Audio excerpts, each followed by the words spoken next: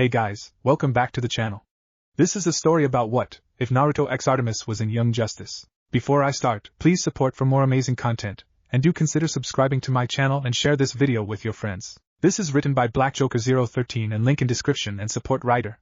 Let's start the video. From a high vantage point on top of one of the city's skyline railways, a young woman perched herself on the track looking over the cursed urban jungle. Wearing a dark forest green combat suit that left her arms, midriff, and lower face bare, the girl calmly inhaled the warm summer air as she continued to patrol the city from her perch, with a quill filled with arrows on her back and bow firmly clutched in her hand, as her mind couldn't help but replay the conversation her parents had the other night that she managed to eavesdrop on. "Baby, you're kidding yourself if you think you can save Artemis from this life. She's one of us." Those were the words Artemis' father had said, stating like it was a fact that the girl would end up a criminal like he is, and her mother was. But all those words had managed to do was get Artemis out here in the city, using all the skills and training that Crusher had poured into her to stop the criminal element instead of becoming a part of it. "Whatever happens now, it's because of my own choices," the young archer said to herself.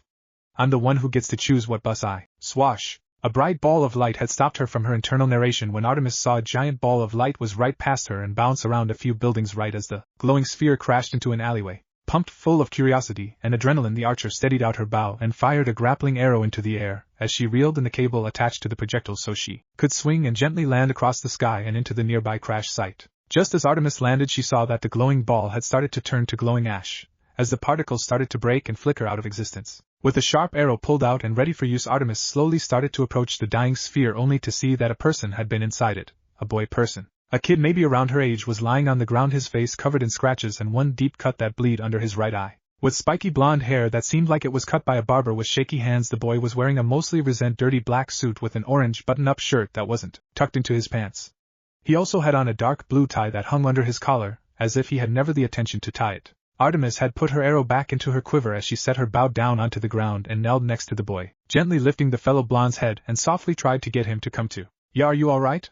she asked, debating on if she should flag down some help or try and carry the boy to the nearest clinic or hospital herself. "Yeah, I think I'm okay," the boy slowly said as he rubbed his head and began to open his eyes. But the second his vibrant blue eyes meet Artemis' stone-cold grays, his cheeks turn a light shade of pink as he threw his head back down and over to the side. "Oh hi, I'm not sure actually," the boy slowly coughed out as he opened one eye. "I might get better if you give me some mouth-to-mouth." Just as he said that, he quickly forced his eyes shut and stuck his tongue out to the side as if he had just croaked. Artemis' worry turned flat as she quickly removed her hands and let the strange boy's noggin fall back down.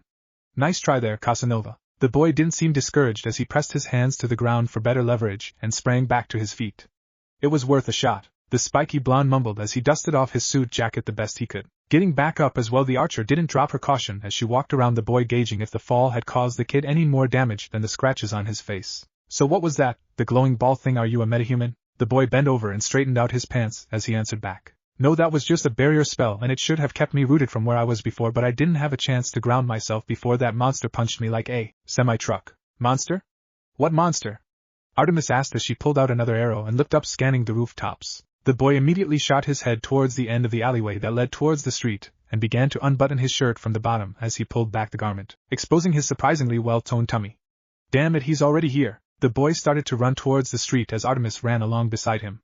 "Wait, stop for a second, you're not making any sense, and what are you doing with your shirt?" The boy swiped some of the blood rolling off his cheek and smeared it across his stomach, causing a giant spiral like tattoos starting from his belly button to appear on his flesh. "I'm opening a portal," he explained just as a giant dark object fell from sky and crashed onto the street, rocking the earth like a quake, and setting off a few car alarms as well. "Eat this, you stupid jerk," the spiky blonde shouted as a giant brown arm with light blue sigils running along itself emerged from the boy's gut and formed a fist as it struck the unknown monster before Artemis could see it emerge from the dust created from the rubble. But it wasn't enough as the boy's attack backfired and he ended up skidding backwards from the inefficient punch as the giant arm receded back into his stomach like a scared turtle. Collapsing a knee to the ground as if he had just been the one who had been hit, the boy let out a small gasp and used his hand to signal Artemis to come over towards him. Artemis ran over towards him and readied her own weapon, but all the excitement didn't stop her from asking questions. "Alright, I want to know who you are, how you just did what you just did, and what it is we're fighting." Swiping some more blood that's still gushing slowly off his cheek, the boy answered. "Well, I'm Naruto, and what I just did was open a portal from another dimension where I can summon the body parts of whole bunch of different creatures to help me out in a fight, or whatever. And lastly, if you're a native-born Gothamite, then the second Evil Dead over there says something, you'll know who he is." Naruto, strange name, but whatever Artemis was about to say was caught in her throat as she heard the mysterious creature from the cover of Night bellow out. "Born on a Monday, Gotham City years ago, Solomon Grundy, Just the sound of that name made a young Artemis wrap the blanket over her head even tighter as the frightened girl squished her teddy bear closer to her chest as she continued to listen to her sister's story. Across the room they shared once a time ago, Artemis' sister, the older of the two, had a flashlight lit under her chin as the only source of light in the room to add a sweeter layer of sinister to her freighting tale. Some say that the immortal zombie was once a man, a kinda rich merchant named Cyrus Gold who was murdered for his wealth. She flexed her fingers, adding on the spook factor as she talked. Artemis couldn't stop shivering as her sister continued. Others say that he was a mob enforcer, and that his name, Gold, was actually an epithet he got for his hunger for the shiny metal that eventually led his boss killing him for his insatiable greed. Artemis' sister raised the flashlight even closer as she jumped on her bed and increased the melodrama. And there are some who say that Grundy is the living embodiment of all the darkness and evil that resides in Gotham City. Eep. Artemis went full on under the covers only to get the big sis to shine the light right in her face as she pulled the blanket back. But whatever the truth to the monster's origins, one thing is for sure: he's unstoppable. The Justice Society, Superman, even Batman have all fought him to the death. But no matter what they do, Grundy always comes back, always. Artemis swallowed. Wow, even Superman, but what do I do if I ever run into him? Big Sis let out another sinister laugh as she walked back over to her bed. Why you think you'll be running into the zombie when you become a criminal like Mom or Dad? Artemis held down her head as she looked extremely indecisive and scared.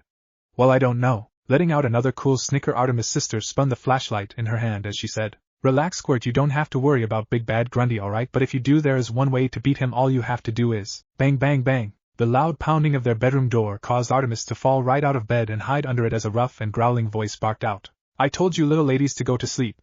We're moving out in 5 hours. From her hiding spot, Artemis saw her sister look back at the door in disgust as she turned off her flashlight and pulled her own covers up to get to bed, but not before spooking Artemis one last time. Well, good night, kid. And oh, just so you know, Dad's taking us out to Slaughter Swamp in a few hours. You know, the place Solomon Grundy's body was supposedly dumped, and where he comes out of every time he's reborn. Well, good night. Good night indeed. The young archer didn't sleep at all that night as she rocked back and forth with her legs tucked up to her chest. Now, christened on Tuesday. The giant gray fist of Solomon Grundy tried to punch Artemis, only to be stopped by the invisible barrier she and the strange new mystic she met, Naruto, were on the other side of. Having the shock of looking upon one of the oldest legends of Gotham City just a few feet away from her, the archer was finally able to tear her eyes away from the 9-foot undead villain who had the same fashion sense as the spiky-haired sorcerer beside her, as the gray-skinned, white-haired monster had his own slightly more ragged three-piece on. So this is Solomon Grundy. Solomon Grundy is real, he's real, and he's going to eat us. Artemis laughed nervously as she did a quick weapons check. Well, in all the ways I thought I'd die in this city, being eaten to death wasn't exactly on the top 10. Naruto didn't look scared or even worried as he opened up a ninja-like scroll and stared intensely at it, reading it quickly as he moved his eyes up and down the parchment. That's actually a myth thought up by Hollywood writers. Zombies raised by magic like Grundy don't eat people. Are really? Artemis asked. Yeah, he's actually going to rip us apart from the waist so he can use our intestines as a headband and belt while he dances ceremonially on our remains. Oh, is that all? Well, that makes me feel so much better. The archer shouted sarcastically. Another stray haymaker from Zombie actually managed to do some damage as Artemis reeled her head back over to the big guy and saw what looked like cracks in reality, as by the looks of it the barrier wasn't going to hold out much longer. Yeah, that barrier isn't going to hold out much longer, Naruto stated as he swiped some more of his red juice and ran his blood-covered finger over the parchment, and then hitting some hidden trigger as the paper receded back into the scroll. But I have a way that'll beat him. You'll just have to find a way to distract Tall, Gray, and Ugly for at least another 5 minutes. Do we even have another 5 minutes? Artemis asked angrily as she nodded to the collapsing barrier. Well, ordinarily yes, we would. But Grundy isn't just smashing the shield, he's draining it. See. The boy dressed in black pointed down towards the symbols that he had conjured up when he ran his blood over his fingers, and did some sort of magical sign language that created the dome barrier in the first place. But the symbols themselves were now starting to fade away. That's why you'll have to do something. He'll just drain anything I'll throw at him. But you're charging for a spell right now, aren't you? Won't he just drain that? That's what I'm counting on. Naruto shouted as he looked Grundy in his little soulless eyes, smirking at the dumb giant. Don't worry, I heard all about you. You have? Well, yeah, I heard you do this sort of thing all the time, Green Arrow. I'm not Green Arrow, I don't have a Guy Fawkes beard, and I'm a woman. Maybe not, but you are that girl archer that's been going around and stopping drug dealers and armed robbers for the past few nights in this neighborhood, right? Artemis looked Naruto in the eyes, seeing that his resolve in her didn't seem to waver. Well, now it's time to step up, Arrow Girl, against your first archenemies, he shouted, pointing the scroll at said enemy while keeping his eyes on Artemis. Married on Wednesday, Grundy shouted as he began to double fist the shield. Oh, shut up. For the last hour I had to listen to you repeat that stupid poem. I liked it better when you talked like the Incredible Hulk, made me feel like I was fighting Bill Bixby. Artemis ignored Naruto's one-sided conversation with Solomon as she pulled out 2 of her arrows that were fitted with black cylinders instead of arrowheads. Naruto, she said, getting the magical boy's attention. This shield's still airtight, right, even with those cracks? Something told her that the properties of this defense weren't tied to this reality. Yup, pretty much. Then all I can say is, hold your breath. Artemis kneeled down and twirled the 2 arrows in her hands before she aimed them right above the ground. And by the way, my name's Artemis. With that, the archer slammed the arrows in the ground, blanketing the inside of the bubble with thick black smoke. Just as the smog reached Naruto's face, he smiled and whispered, I know your jade sister. One punch. That's all it took for Solomon Grundy to finally destroy Naruto's barrier. And like an unwanted pimple on prom night, the shield popped, spreading out the black mist from Artemis' smoke arrows that the vigilante detonated beforehand. Grundy just let out a growl as he used his giant arms to shield himself from the smoke, not noticing a grappling hook being shot into the air and connect to a nearby rooftop, followed by a straining Artemis as she reeled herself after the grapple, holding onto Naruto's arm the best she could as the archer dragged them both upward. Due to the added weight, the landing wasn't so graceful, as Artemis landed with a stumble and a roll while Naruto landed on his face while his butt was raised in the air. You couldn't have done that a bit better?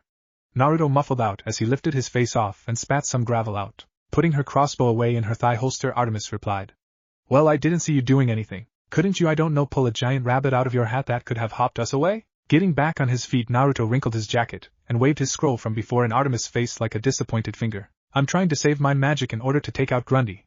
Do you know how much pure dark magic it takes to actually pull a rabbit out of a hat? All sarcasm aside, Artemis actually raised a curious brow. Are you serious? That whole rabbit thing is like the hardest trick a sorcerer can do. Well, yeah. Naruto began to roll up his sleeves, reveling that like his stomach he had a series of runes, symbols, and mystic equations tattooed on both of his arms. There's a reason those guys out in Las Vegas have to use magnets and wires on their other tricks. 'Cause they'll run out of power after they do the make bugs take a wrong turn in Albuquerque routine. That actually made Artemis chuckle as she let out the word cute, but she cautioned herself on whether or not to look back down and see if Grundy had known where they were yet. So how do you plan to stop him? Simple, the second he comes up here you hit him with everything you got, and if you manage to stay alive for at least 3 minutes we'll both win this. Naruto then placed the scroll in his mouth and back spaced away from Artemis, and the ledge they both came from as he started to shift his hands in a series of different signs. Are you kidding me? Artemis shouted angrily as she tried to read Naruto's facial expressions since his mouth was currently full. But in one moment her anger turned to fear as the shift of wind and a loud crushing thump behind her, along with every battle instinct she had screaming at the archer that something dangerous was right behind her. A moist mist breathing down her neck was all the physical warning Artemis got as she pulled out an arrow from her quiver and rolled forward, lifting her bow out as she turned around, shooting the projectile right into Solomon Grundy's face. The unliving legend of Gotham was greeted with a blast of constricting foam that engulfed his entire mouth. Trying desperately to clear his unneeded air pipe out of some deep-down reflex, Grundy ended up getting his right fist caught in the foam as well. Having been taught to never giving an opponent a second's rest, Artemis launched another straight arrow, aimed right at the monster's knees. It took 3 arrows fired in a row at the same spot in order for the arrowheads to dig deep enough in the zombie's flesh to get a reaction from him. Doubling over in pain, Grundy began to backpedal close to the roof's edge, waving his only free arm in a desperate attempt to stay balanced as he did. But Artemis took the giant's misfortune to make a mistake. She took her eyes off her opponent. How much longer are you going to take? Artemis demanded as turned around to yell at Naruto. The boy in question was only able to loudly mutter out some unpronounceable words as his mouth was still occupied with the scroll. Log Beal no Yu, Naruto screamed while his eyes darted back and forth. What? Be no Yu. Artemis followed Naruto's eyes just in time to be lifted up in the air and dangle upside down right in front of Grundy's face just as the monster ripped his right hand off his face, clearing the hardened foam along with a good chunk of his flesh along with it. With the face of damnation on earth staring right back at her, Artemis stayed calm as she tried to take back the situation in her control. Yeah, I know, big guy, this is the part where you say, she said as slipped 3 mini-stunned flechettes from her wristband. Took ill on a Thursday. Artemis roared as the flechettes flickered out of her hand and right into Grundy's eye, shocking him as well as piercing one of the few vulnerable parts of his body. Dropping Artemis like a failing college course, the archer flipped onto her feet and back flipped away from Grundy and stood right next to Naruto in a crouching stance. Please tell me you're ending this, Mr. Orange. Naruto stopped throwing out his mystic hand signs and opened his mouth, letting his scroll drop into his palm. I am, and just for the record, I'm any of the Ramblers. I'm Mr. White, Harvey Keitel all the way. Artemis couldn't help but let out a small laugh despite the impeding danger. I guess that means we're going for tacos after this. Naruto slammed the scroll into the ground hard enough that his left cracks into the roof of the building, in which a series of words and symbols from the scroll started to leak out and burrowed into the foundation. Grundy tried to shake his head in an effort to get the projectiles out of his eye, only to stop once a cluster of golden glowing chains had burst from out of the ground and wrapped themselves all over his arm, legs, torso, and neck. Was that it? Your plan to stop him was some magic chains that he'll break free from? Artemis asked sarcastically, having remembered Naruto mentioning Grundy was absorbing all of the other blonde kid's magic. But it'll hold him long enough for this. Pulling his shirt up like before, Artemis saw the same mystic symbol on Naruto's belly had appeared, and with it a pair of brown horns started to come out of his stomach. Unlike before with the giant arm, Artemis was able to see that the horns were sort of phasing out of Naruto like a phantasm. The horns themselves revealed that they were attached to a head of brownish ox that had another set of horns upon its skull, making 4 altogether. The bull itself, which shared its head size with that of an average sheep, opened its mouth, summoning shards of light towards the center of its open jaw. In 1 second that shards formed a glowing sphere that shrank as the ox closed its mouth and let out a snort. The chains holding back Solomon were starting to break just as the young archer predicted, but not soon enough. "Hey Grundy!" Naruto shouted, getting the half-faced one-eyed zombie's attention. "I'm sorry!" The ox reopened its mouth, shooting out the ball of energy right at Solomon Grundy. The undead creature let out an arcane bellowing of pain as the remains of his jacket and shirt started to rip apart and expose more of his torso. The ball of energy stood at an even collision, just ramming against Grundy, as the chains were actually the reason why he wasn't sent flying yet. Naruto patted the ox's head and thanked him for its assistance as it began to retreat back into Naruto's body. "Sorry that took so long, but I was actually scaling the size of my friend's head so his attack wouldn't be at its max." "That's about 1/10 right there." Naruto wagged his finger towards said 10 present that was starting to get smaller. "I still don't get it. What was the point?" Artemis asked. "He's just absorbing your magic. If anything, he's just screaming because he's taking in more than his body can handle." The young woman's words fell flat as she realized maybe that was Naruto's plan in the first place. "It's not Grundy that's sucking up my magic, it's that." Naruto pointed right at Grundy's upper chest. Artemis was able to make out a long scar across the undead man's right man boob pectoral, where it seemed that the vapor coming out of the ball of energy that was grinding into Solomon's gut was being sucked into. Reaching behind his back, Naruto managed to pull out a silver arrow out of nowhere. He handed said arrow to Artemis, who took it and examined the projectile, more specifically the head, which wasn't a normal one but what looked like a claw from one of those prize grabber games. "Aim for that scar," Naruto instructed. "The mystical item stitched in his body is the reason he's been able to drain me." Artemis pulled up the arrow and steadied it on her bow, aiming it with perfection as she closed one eye. "What are you waiting for? Fire it already." "Not yet. Seriously, he's going to break free. I've never fired an arrow like this before. Its length and weight are different from my usual cache, so just shut up." Artemis screamed, not really at Naruto but more as a battle cry, as her fingers relaxed their hold on the nock and let the silver bolt fly free. Grundy was hit in less than a second as the force behind the bolt actually managed to push his chest backwards a little. Even with the monster fighting off the energy ball, which was at a fourth its original size, Grundy looked generally confused, even more so than usual as he looked back at Artemis. "Okay, now what?" Artemis asked as the arrow had only dug its grabber head into Solomon's flesh. "Check out your hand," Naruto said as he used his brows to indicate towards the archer's firing one. Looking down, Artemis saw that a glowing silver-like thread had wrapped itself around her wrist, tangled in her palm, with the other end connected all the way to the silver arrow. "Pull it." Artemis didn't fight Naruto on this. She knew that she lacked the superhuman-level strength necessary to pull the tethered arrow out of Grundy at this distance, and by the looks of it the depth it was submerged in. But then, did all that rationality actually matter after all? Magic. One quick tug was all it took to pull the arrow out, and along with it a golden shimmering object secured tightly by the arrow's claw tip. And that was it. Grundy stopped screaming. His cold dead eyes became non-existent as they faded away, allowing the flechettes to fall towards the ground. The chains that held him finally broke completely, and the Naruto's energy, which was the size of a golf ball, managed to push a non-resisting Grundy off the roof, pummeling him down the side of the building. Naruto and Artemis exchanged glances as they looked forward and ran towards edge, looking down just in time to see the shriveling body of Solomon Grundy land right on the pavement, exploding like a meat balloon. "Damn!" The two teenagers hissed out in disgust as they threw their heads back diagonally after seeing gray meat and black blood painted the vacant street. "I'd hate to be the one who cleans that up," Artemis muttered as she shook her head. "Yeah, but I know a guy who's sort of an expert on this sort of thing. But first things first, put the spleen of Osiris in this box." Artemis turned her head towards Naruto, looking he had just grown a second one. "I'm sorry, the what of who?" Naruto had again pulled another item from out of nowhere, this time a wooden chest with symbols engraved all over the container that he held open in his hands. "The shiny thing you pulled out of Grundy." Holding the arrow up, Artemis pried the golden bean-shaped object up, seeing that it was about the size of a grapefruit. Holding out to Naruto caused the boy to take a few steps back and hold out the box as if it were a trash can, and the spleen of Osiris was a carton of old milk. "That thing sucked enough of my magic for one night. Just put it in the box." "So this was what was keeping Grundy alive," she said, placing the object in the chest and closing the lid for Naruto. "Or I guess somewhat alive. This time it was. Grundy's usually powered by another primal force. It's called the Rot or the Grey, I forget which. Anyway, the spleen of Osiris has the power to raise a dead body as its host while it makes said puppet walk the earth, draining people of their magic," Naruto explained while he held the box under his arm. "Okay, but then who would put it in Solomon Grundy, and for what purpose?" Artemis asked as she looked back down at the broken corpse. "I don't know," Naruto said sincerely.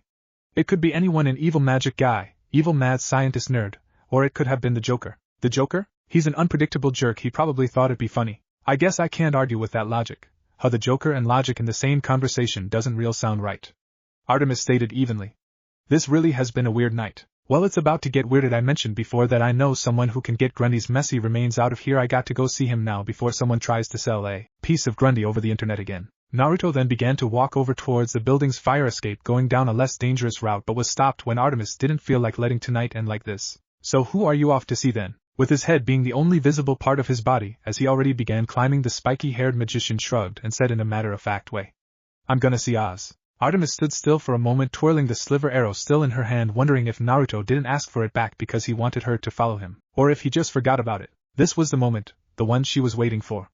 All her life she'd been shoved into the proverbial bus that other wanted her to take, never once choosing her own destination. So it came down to this: would she toss the silver arrow off the roof, hope Naruto would catch it, and then go home waiting until tomorrow night so she could stalk the streets of Gotham again in order to stop a few more street-level thugs? Or would she take the arrow and follow Naruto into the night, seeing where the bus in his life would lead to? No one was shoving her this time, so she made her choice. So Artemis put the silver arrow in her quiver and followed Naruto down the rabbit hole he was digging. Wait up! Artemis yelled as she started going down the fire escape, asking out loud as she climbed down. So, who's Oz? Oswald Chesterfield Cobblepot was known throughout Gotham as the man who could get you anything. Knowledge broker, arms dealer, an avid piano player. Oswald, or Oz as he was known to his more trusted clients/associates, was truly one of the best middlemen out there. So it came to quite a bit of a surprise to Artemis when she followed Naruto down to the docks, as he casually walked up to one of the many warehouses in the waterfront, just gave one of the men guarding the front entrance a nod and opened the door for her, not at all being smug or insincere throughout the whole process. And here they were now sitting in the office of one of Cobblepot's many properties, right across from an old yet elegant wooden desk to the man himself. Cobblepot wasn't at all how Artemis pictured him in her head when she heard the man's name or epithet form her father in passing. Oswald was a fairly young man, maybe in his late 20s to early 30s, dressed in a tuxedo with a dark purple crossbow tie in quality that matched his antique desk in value, just like the other curios that decorated the office. The archer couldn't help but wonder that when it came down to it, all rich people were the same. They just loved showing off what they could buy with their money. Naruto, my dear friend, Cobblepot said with a wide smile as he drummed his fingers on the top of his bowler hat that sat on his side of the desk. While it's always a pleasure to see you, I can't help but wonder if, given the current time, or that fact you didn't call ahead, your visit today is a business matter, or at the very least an urgent one, seeing as how you disregarded my policies and brought a friend along with you. Cobblepot's eyes snapped immediately towards Artemis, with the man's face not dropping his smile, but also caused him to drum his hat a little faster, telling the girl that her presence made the black market trader jittery at best. Sorry about that, I lost my cell phone again, and don't worry about Artemis, Oz. Naruto reassured the older man as he scooted his seat a bit closer. I can vouch for her. You can trust me on it. Cobblepot stopped drumming immediately as he raised his hands, letting out a small laugh. Of course, forgive me and my suspicions, Naruto. A friend of yours is a friend of mine, and so forth. So tell me then, what can I do for you today? A military-grade encrypted phone to replace your old one, perhaps? That's probably not a good idea. At the rate I lose them, I'm better off just buying disposable phones from the corner markets. Naruto and Oswald started laughing at the former's small joke, leaving the archer the odd woman out. But seriously, Oz, you know that small favor you owe me for that. Naruto looked over towards Artemis as he held up his hand to hide the side of his face as he said in a low whisper, that thing I took care for you at that place at that one time. Artemis rolled her eyes as she folded her arms, letting out a mild huff as she heard what Naruto had said. Yes, I remember, with the guy with the thing. Oswald said as he nodded his head. Well, my little friend, just ask away your request, and I'll do anything in my power to grant it to you within reason, of course. Naruto let out an irritated smile as he held his tongue on that little friend comment. Well, you know Solomon Grundy? Oswald's smile dipped a little as he said. Big, great fellow, penchant for random destitution and bouts of anger every time he comes to see me for weapons. What you know, have Tommy gun. Grundy wants Chicago typewriter and violin case, and Grundy's hand size now no 7-day waiting period or money down, and if Grundy hear anything about 20% interest rate, Grundy smash.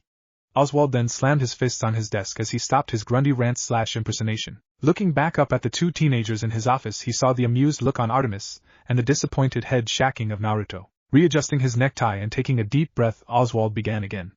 Yes, I know of and have had the pleasure of meeting Mr. Grundy. Is this favor regarding that monster? Well, I guess I should say we kind of Humpty-Dumptied him, Naruto said as he used finger to indicate Artemis and himself. You turn him into the hobby robber?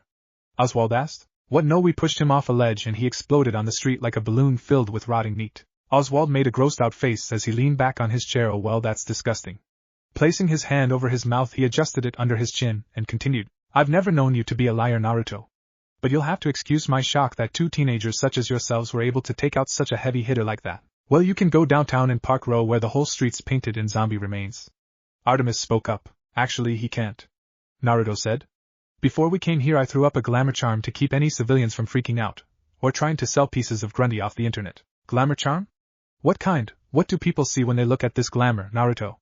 Oswald asked. Gotham City / Park Row aka Crime Ally. Even for a quiet street 1 or 2 cars would drive through it at least once every 10 minutes. But now the whole street was backed up as delivery trucks, commuters, and even the random teens out for a loitering drive were all held up by the giant crevice was cut onto the whole street, stopping the motorists from either side from crossing it. The only explanation anybody was given was 2 picketed signs planted on both sides of the gaping hole that read, "Warning Cataclysm Ahead." Back to Oswald's office, the knowledge broker let out a smirk as Naruto detailed his distraction spell. So you're telling me that instead of a dead body on the street, which let's face it in a city like ours that happens every other week, there's now a giant hole that's not only going to draw the attention of every law enforcement agency in the area but also the news stations, Rikyu Works, and maybe an environmentalist group or two. Naruto didn't look embarrassment as he flashed his own toothy grin. It's like you said, Mr. Cobblepot, this is Gotham. Do you know how long it would take the police or anyone else to go a mile in that part of town after anyone would call them? Artemis replied, beating Naruto to the punch and keeping up a formality, as they still needed that favor. Yes, well, if Mr. Grundy is indeed dead again, and you've hidden him in some way.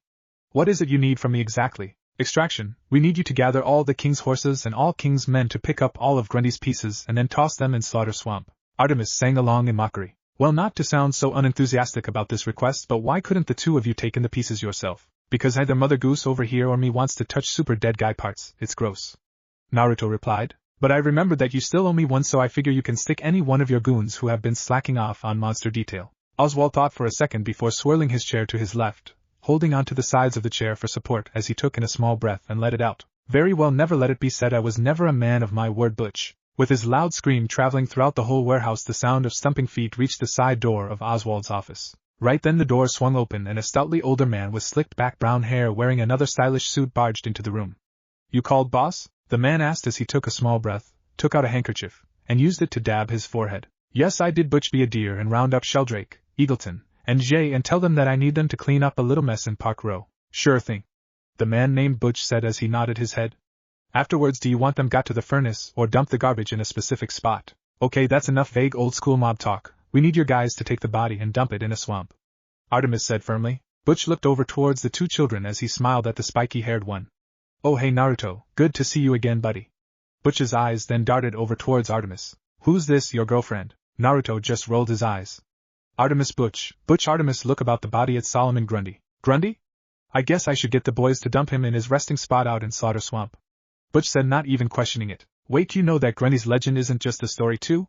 Artemis asked, wondering if she was the only one in the room who thought the Monster Man was just a fable a few hours ago. I know everything there is to know about Gotham, girly. Butch said, narrowing his eyes slightly. Every infrastructural, every piece of history, and every legend, even the ones people think are just stories. Butch's bragging about being a Gotham otaku was overtaken by the sound of a nearby crash and sounds of screaming. What was that? Naruto asked as he got off his chair, as did Artemis. Butch let out a nervous laugh as he started sweating a little more. That. Oh, it's nothing. The boss pet vulture escaped from its cage when I was cleaning it. So that Solomon situation will take care of that. So if that's it, I think it's time for you two to go. Butch, there's no need to be rude to our guests. Oswald said firmly, getting up himself as he buttoned his tux. Rude? Who's being rude? Butch asked rhetorically. It's getting late, and these two probably don't want to spend the rest of their date hanging out with old geezers like us. We aren't dating, Artemis said as she placed a hand on her hip. We just met each other like 2 hours ago. Then all the more reason for you two to go out. Get to know each other more here. Butch reached for his wallet and pulled out a few bills, shoving them in Naruto's hands as he began pushing him and the archer out through the office's main door. Go grab some dinner, it's Tuesday, someone's bound to have a taco night somewhere. Even as he was being shoved, Naruto said. That's kind of funny, we were just talking about getting tacos. Then it's Faith or something. Butch yelled, cutting of Naruto as he got him out the door first, but before he could show Artemis out, Oswald said his goodbyes as well. Always good to see you again, Naruto, and it was a pleasure meeting you as well, Artemis. Give Lawrence my best, will you? Saying the name Lawrence made Artemis hold on to the doorframe as she letted her head back in and pushed Butch aside. How do you know Crusher? She demanded. Crusher? Yes, given the type of character he is, I can see calling him father might be a little too familiar thing to do. I happen to know a thing or two about cold and demanding fathers myself. Oswald said, not at all taken by Artemis' glare. But to answer your question, up until a few years ago Lawrence used to buy all his equipment from me. Ordinances, weapons, even replacement body armor. Our relationship ended, however, when he started going towards his new employers for his gear. Needless to say, we didn't end things on the best of terms when we saw each other last. Taking a few steps closer towards Artemis, Oswald placed his finger on the top of Archer's mask and gave it a few taps. But I am glad he put the last item he ordered towards good use. What last item? Artemis asked as she swiped Oswald's bony finger away. Why, your little green number, of course. Oswald stated in a merry tone. Where do you think that suit or your arrows came from? All thought, if memory serves, this outfit was intended for your sister, hence the green. That left Artemis a little stunned, enough so that Butch managed to shove her out and close the door behind her. Butch then power walked over towards one of the filing cabinets and began riffling through them. Oswald walked right beside him as he opened a cabinet as well. Alright, why did you want those two out of here so fast? Oz asked calmly as he pulled out a file. I could have used Naruto's request to leverage him into helping me with our little problem out in Gateway City. He yelled the last part, slamming the file onto his desk. A few cell towers are going to have to wait, boss, we have a bigger problem right now, Butch said as he pulled out a 6-shooter pistol, clicking back the hammer as he took aim at the office side door. Oswald followed Butch's gaze and reached over towards his umbrella stand, pulling one out as he twisted the handle, unsheathing a blade out of it. What's going on, Butch? He asked as another crash and the sound of someone crying out in pain entered the room. That's not Percival causing all that commotion, is it? He asked, referring to his beloved pet vulture. No, it's, but before Butch could finish, someone crashed through the side door, lying on top of the wooden remains. Walking around his desk, Oswald saw that it was a tall woman with short black hair with one of her sides shaved, wearing a dark chauffeur uniform, who had been the crasher. Lark? Oswald said, saying the woman's name out loud. With a twitch of the finger, and a small moan told him that one of his top lieutenant was at least still breathing. But as he looked back at the doorway to see what had attacked one of his own, a strong kick knocked him up into the air and onto his desk. Having the wind kicked out of him made Oswald unable to command Butch to shoot the intruder, but the feeling of his own umbrella blade pricking the bottom of his jaw made him hold completely still. So you must be the Penguin. Looking down, trying his best not to move his head, Oswald saw that his assailant was a young woman with long black hair, wearing a purple turtleneck with black tactical pants. She held his sword cane with one hand while holding a small crossbow with the other, aimed right at Butch. Drop the gun, big guy, the mysterious woman demanded without taking her eyes off Oswald. Or else I'm giving your boss a new necktie. Butch, Oswald wheezed out, trying very hard not to move his mouth so down.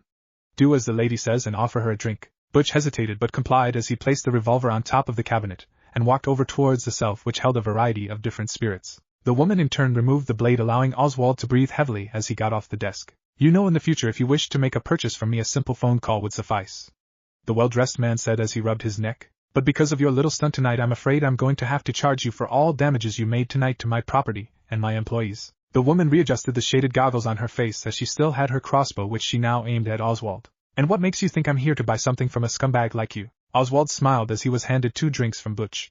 Well, because if you were here to do something gruesome like kill me. He paused just as Lark quietly and effectively got up and snuck behind the mysterious woman, placing a blade of her own under the woman's throat. You would have done me in when you had me on my back. Oswald snickered as he downed one of the drinks and threw the empty glass across the room. Did that sound sexual? I didn't mean to make it sound sexual. I think you're in the clear, Mr. C. Lark said as she was trying her best not to give in to her rage and cut her captive a new air hole. That's good. I'd hate for everyone to sit through another sexual harassment seminar because of my wicked tongue. Oswald laughed, causing Butch and Lark to join him. Too bad you can't do anything about your wicked breath, the mysterious woman said, being the only one to laugh at that statement. It's called halitosis, Oswald cried out in anger. It's a serious illness that causes millions of Americans to. Don't try and distract me, just tell me what you want or my people are going to be dumping 2 bodies in Slaughter Swamp tonight. The woman held her tongue for a second before saying, right pocket. Oswald signaled Butch to approach the woman as he reached down and quickly pulled a piece of paper from her pants pocket. Well, what is it? Oswald asked. Butch handed the paper to his boss, who ran his eyes up and down it. He then looked back at Lark and tilted his head to the side, wordlessly signaling the tall woman to let go of their new guest. Not one for questioning orders, Lark let the woman go, who didn't lose composure as she did. Oswald then handed the woman the other glass as he began walking away from her. This is a rather interesting order. It'll take some time, a week maybe, and I'd have to get a professional to take in the measurements for most of it, but it's doable. That's not a problem for me, the mysterious woman said as she reached into another one of her pockets. Lark held her knife tightly in her hand in case of another attack, but calmed herself when all the woman pulled out was a white envelope that she placed on the desk and slid it over. A few green papers stuck out of the top, no doubtingly revealing it to be her payment. I've still got some time before the party, but tell me something. Why come to me a scumbag, as you elegantly put it, miss? My name's not important, but as much as it pains me to say, word on the street is you supply the best, and that's what I need, the best. Oswald ever so humbly nodded his head. Yes, I do make sure to leave all my customers smiling, at least the one who are returning customers, that is. But still you have me at a disadvantage. You know me, you even know that charming little nickname I inherited from my father when he used to terrorize Gotham. But all I know about you is that you were able to break in here, make my best people look like common mall security guards, and that when you ask for something you have next to zero class asking for it. The woman placed her drink down and walked right up to Oswald, her face almost touching his unusually long pointy nose, the only physical aspect he inherited from Penguin Sr. All you need to know about me is I'm the one thing you'll never be, no matter how hard you try. Butch, Lark, and Oswald all let out an exhausted groan as they simultaneously rolled their heads back. Please tell me you're not associated with a certain cybercriminal with a penchant for riddles. I'm not associated with anyone, the woman said as she walked back and grabbed her drink, swirling the glass of alcohol in her hand and tossed it into the office's fireplace, causing the light fire to burn brighter with more rage. I'm just a bird of prey, the woman stated as the fire stood behind her as his backing her up. Hey, since when was there a fireplace in here? So this is me. After stopping for food at a nearby roach coach, Naruto and Artemis had ended up running together off of rooftops, alleyways, and even catching a ride on the top of a few buses until the suit-wearing magician stopped right in front of an old brownstone in what was known as the border between the rich and not-so-well-off part of town. As Naruto began walking up the first few steps of the building, he looked back at Artemis, who while holding her portion of their takeout stood still, not really moving. What's wrong? I'm just trying to figure something out, Artemis said as she walked up towards Naruto. Is this the part where we go inside? You introduce me to your parents, we eat, and then you talk me up to your room and you show me your record collection. She gave a sly smile and quotation marks when she mentioned two words, record collection. Not really. Naruto reached behind his back again and pulled out the wooden box that held the spleen of Osiris. This is actually the part where we go inside. I give this to my roommate, and then we go up to the roof and just eat and maybe talk about teaming up again. Teaming up? Artemis asked. I've never really had a partner who could watch my back like you did tonight. If it wasn't for you, Grundy would have eventually sucked me dry and ripped me into a new meat hat. He recognized the skills, which at least validated a reason to hear the guy out. Plus, looking at the white bag she and Naruto held, Artemis could feel her bare stomach growl in hunger. At least she could eat while she listened to the spiky-haired punk's proposal. Punk in a cool Sex Pistols / Ramones sort of way. I got to say, when I went out on patrol tonight, I never would have guessed it would end up like this, Artemis said while keeping sly smile on. But I'm glad it did. Naruto smiled back as he placed the wooden box on his propped-up knee, freeing up a hand to search for his house keys. Artemis started to laugh at the Magic Boy's little circus act, wanting to see if he could pull it off. So this roommate of yours, what's he or she like? Naruto managed to get his keys without dropping anything. And as he began to open the front door, he replied, well, he's a really cool guy. Actually, this whole place is his. He got it when he moved to Gotham in the 60s. The 60s? Artemis asked as she followed Naruto inside the house. That makes your roommate older than my parents. As he closed the door behind them, Naruto began leading Artemis down the hallway. Well, he's been around for a really long time, and he knows almost everything there is to know about magic. Is he the one who trained you to use magic? Naruto nodded. Well, sort of. He taught me more basic principles of symbology and few points on identifying some magical creatures, but what? Artemis asked as Naruto placed his hand on a door off to the side. Don't get me wrong, he's really great, Naruto said defensively. But well, he's been around a really long time, and he sort of has, well, I guess you could say, a few personal demons. I think for anyone on our side of the glass, that's sort of the occupational hazard. Artemis understood, having been raised in the not-so-normal herself, no matter how old they are. Yeah, I guess that's true, but when I said he has a few personal demons, I really should say he has just one, and it's kind of a really big one. With that, Naruto pushed the door open, showing on the other side he had lead them into a den. Rows and rows of books covered all the walls in the room, being stored on bookshelves and propped up right by various knickknacks in place of bookends as they decorated the den. The only source of light in the room was a light fireplace that was being attended by someone sitting on a vintage-looking easy chair that had a back that was long enough that Artemis couldn't see what the sitter looked at all. I trust Solomon Grundy didn't give you too much trouble, a voice from the chair said as from the edge of the furniture Artemis could see a cigar being shook on top of an ash tray that was resting on the top of a double-decker tavern-style serving cart. Well, he did at first, but I had a little help, Naruto said as he started walking over towards the chair. Artemis followed, still just one step behind. But I see that you didn't go at it alone after all. You'll have to excuse my surprise, miss. It's not often Naruto makes friends with peers his own age, let alone striking up a form of acquaintanceship with them. That makes me sound like some sort of loser or something.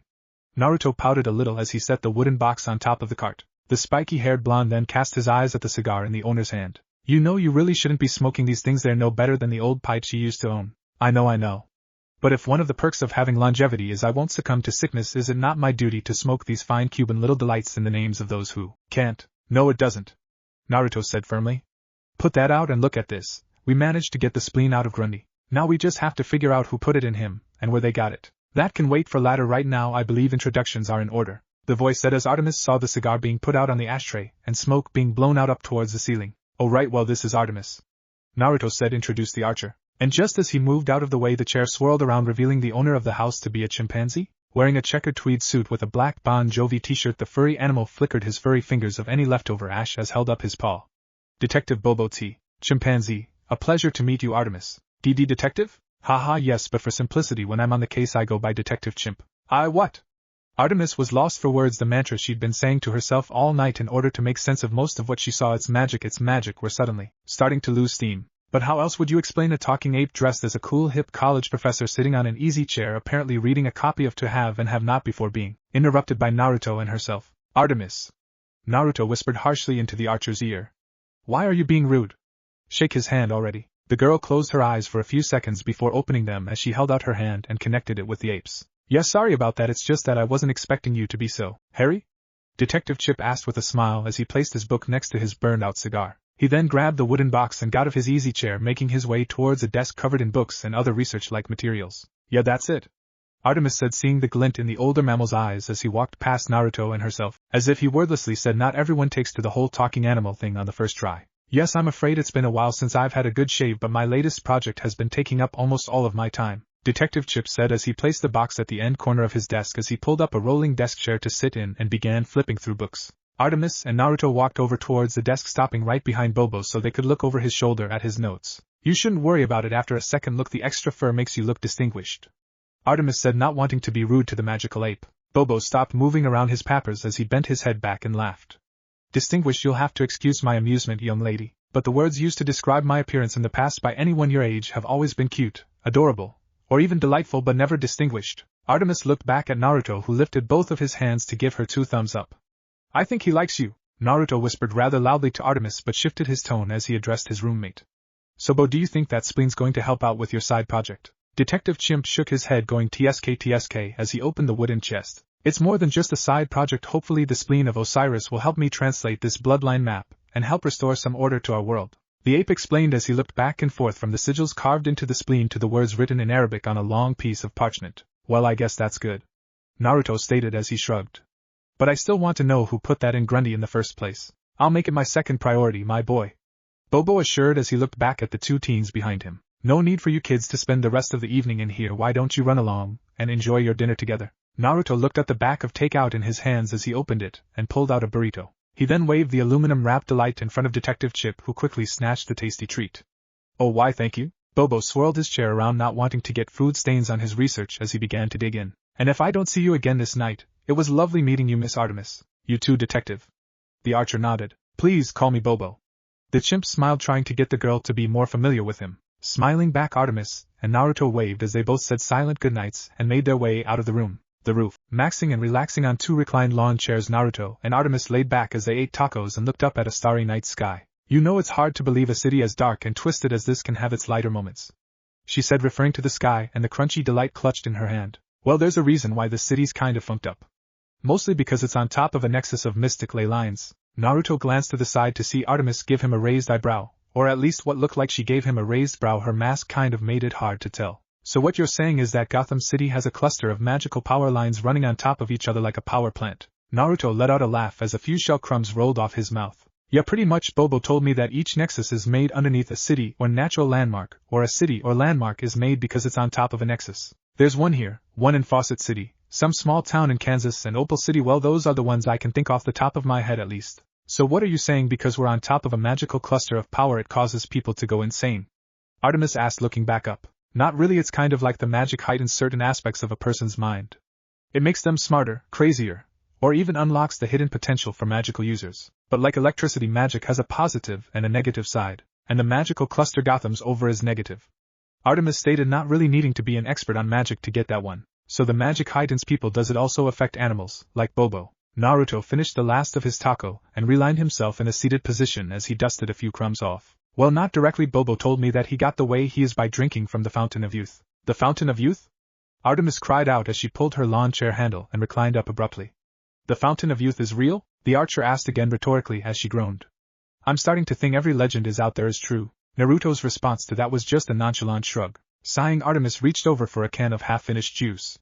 As she took a quick sip, Artemis drummed her finger on the can. So before you mentioned Bobo having a demon inside of him, what were you talking about exactly? Oh, that, well, you see, he's kind of a recovering alcoholic, Naruto said as he swung his legs over the chair. Detective Chimp has a drinking problem.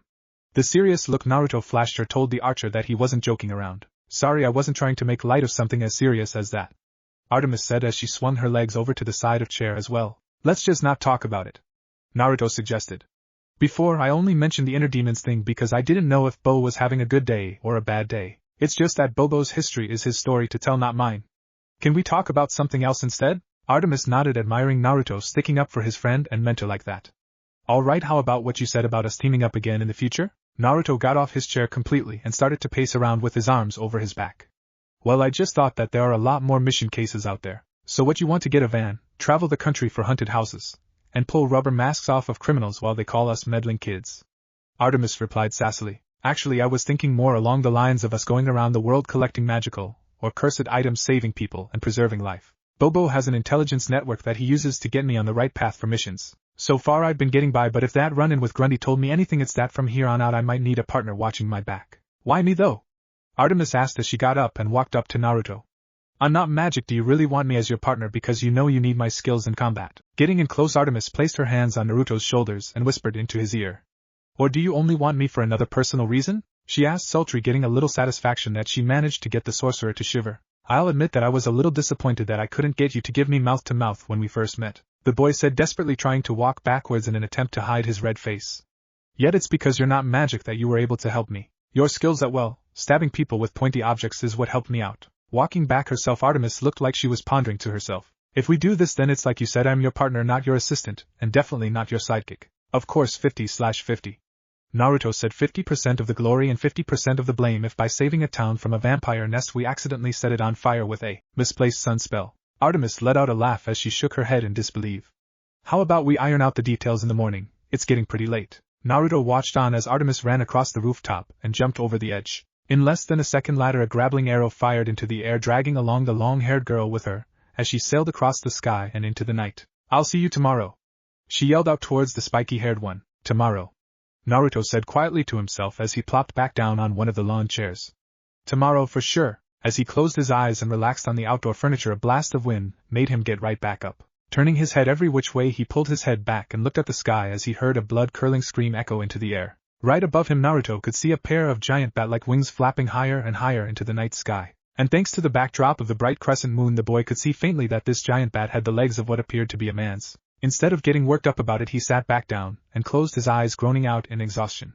I'll deal with it tomorrow. Is this it? Was this how I'm going to die? Lying on the floor of a laboratory, Artemis, crook out of her hero persona, was looking straight up as a few tears trickled down from her eyes and a heavy bout of blood flowed out of her neck as she was trying her best to stay calm. But this wasn't what she trained for. She never prepared for this kind of pain or experience. As the archer felt the world around her grow colder, and her own vision started to phase out, Artemis could barely make the two responsible for the current level of destruction of the lab. One was a giant hairy monster at least a few feet taller than the average human, as it was being held up against a glass cabinet full of chemicals by a human-shaped person, with the only features visible to her being the guy's long black hair. Artemis could make out the shapes less and less, but could defiantly feel the fire those two caused from their battle as the smoke in the room was building up and making it even harder to breathe.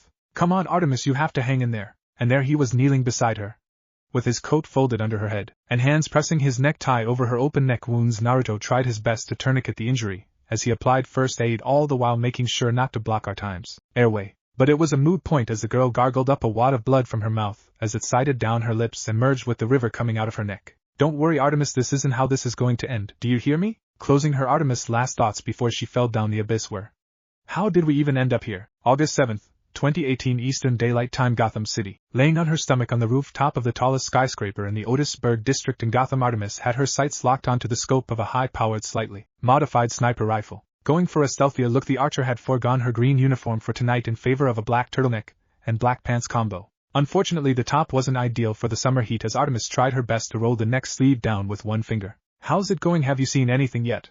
Stepping from out of the shadows, Naruto, dressed in his usual suit, held in his hands 2 cups of ice drinks as he laid down next to his new friend and handed her one of the cups. No, not yet, Artemis stated as she reached over for the cup only to look back at it as she held it.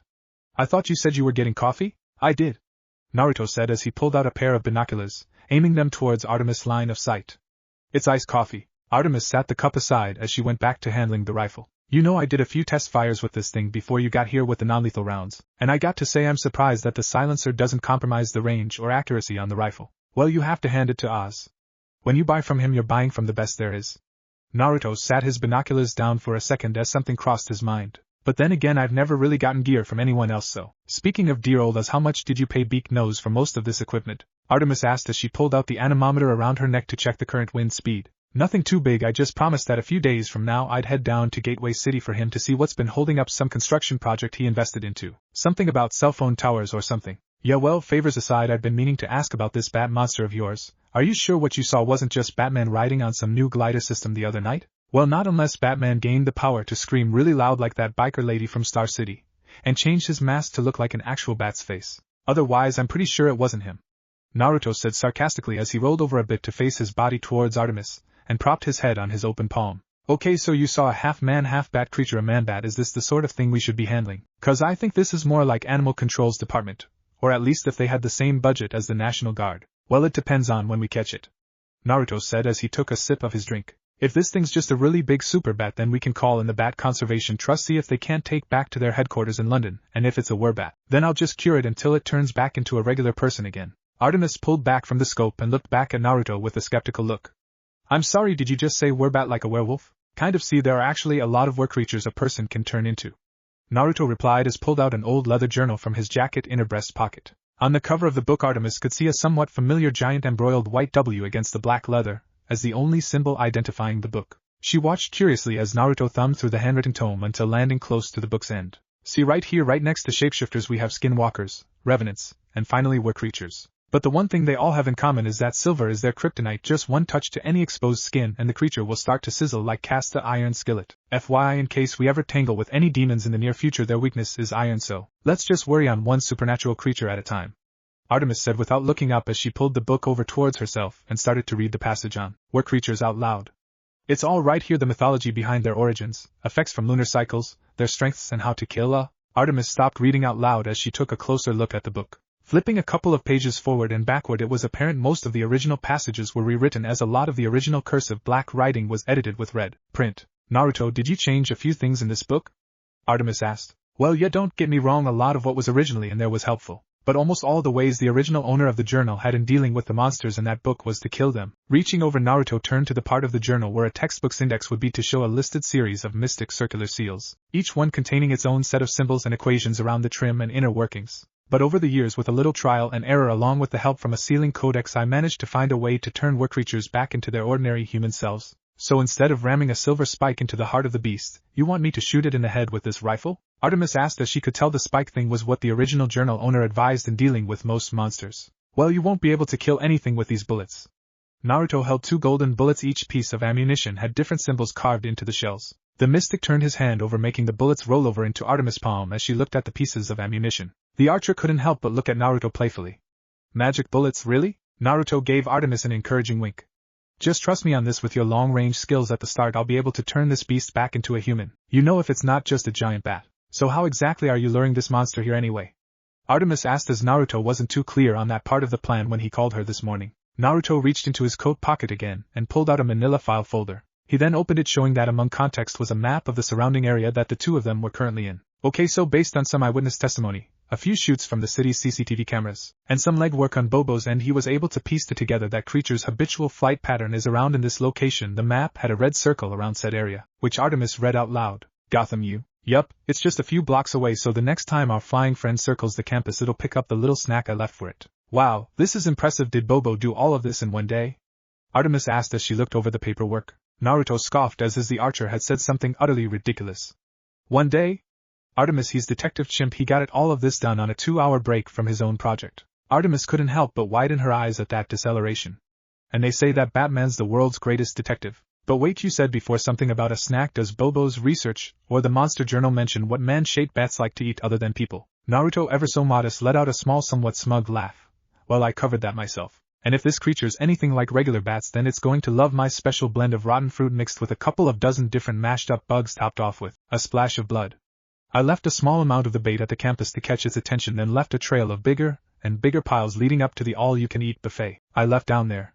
Naruto pointed down towards the building rooftop across from their location where Artemis had her rifle positioned towards. Alright, Mr. Monster Expert, then answer this. What's keeping the man-bat from just ditching the route made of those treats you left for it, and instead just pick up your personal scent you left behind at Gotham U or at any of the treat sites, following you straight towards us instead of across the street where we can ambush it? Naruto just smiled as rolled onto his back and switched his pointing finger to the giant neon sign that was illuminating right behind the two of them on their rooftop. Well, first off, I actually don't produce a natural scent anymore. Alchemy incident, long story. And second, even if the creature heads towards us, we're protected. We got Gotham's oldest house watching our backs tonight. Literally. Looking over her shoulder, Artemis couldn't help but cover her eyes from the giant glowing W washing over them.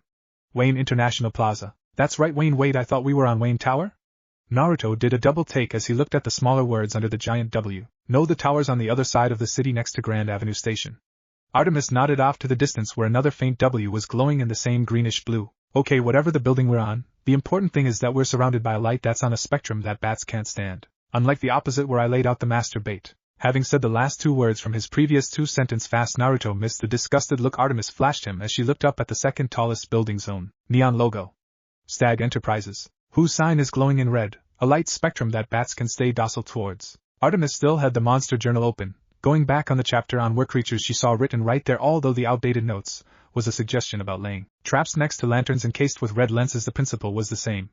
But at that moment something else dawned on the archer. Closing the book altogether, she looked back at the W on the cover of the journal, then turned her head towards the giant glowing W right behind her. They were stylized in the same font.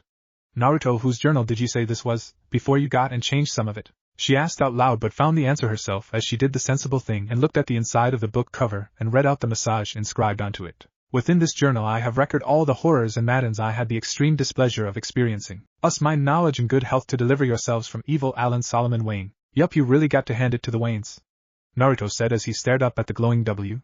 Besides being gazillionaires, some of them actually had jobs. Some of them became doctors, some even were judges, but only one of them dedicated his life to be a businessman by day and by night became a protector of the innocent, sort of. Screech! A loud and powerful high-pitched cry pierced right into the night, alerting both Naruto and Artemis to get into their respective positions, either behind a rifle or a pair of binoculars. Aimed high above them, Naruto could see mighty leathery brown wings flapped furiously in the sky, as well as the creature they were attached to. The monster moved too fast for Naruto to see the bat completely. But once it did a quick lap around the Stag Enterprises airspace, it landed swiftly on the roof right on the building's helipad where a giant brown sack was waiting for it. It's found the master bait, Naruto said quietly. Okay, seriously, stop saying that, Artemis whispered back as she loaded the magic shells into her rifle as slowly as possible. Stop saying what?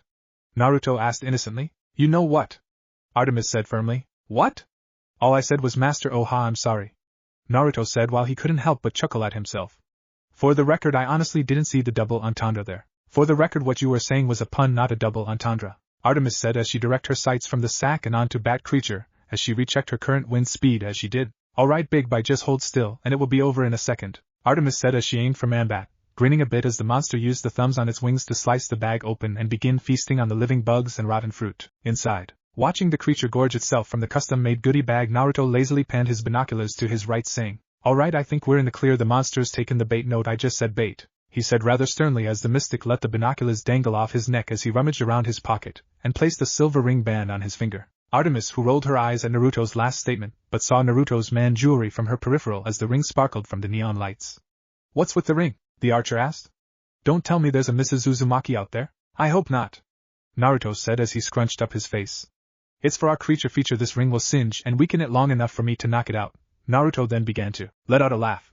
But you know, it's kind of funny. This is the first time I went on a monster hunt where nothing went wrong, like some normal person coming out of nowhere getting in the way of things. It was at that moment, after Naruto used the binoculars for one final sweep, the mystic sights ended up focusing on the roof's access door, which happened to open a second later. Oh, come on, seriously, someone's on the roof, Naruto exclaimed as he got Artemis' attention. Not losing her mark, the archer asked back while still in position. How could anyone be able to get on the roof? Didn't you barricade the access door or disable the building's motion detectors? Naruto took off his twin-mounted spyglass as he looked back at Artemis, confused. Disable the what in the who now? Artemis let out an agitated grunt as she asked. Well, who's on the roof with tall, dark, and hairy? A couple of rent-a-cops or something? Looking back in hurry, Naruto placed the binoculars back up strapless, only to immediately place them back down in dread as he saw who else was on the roof.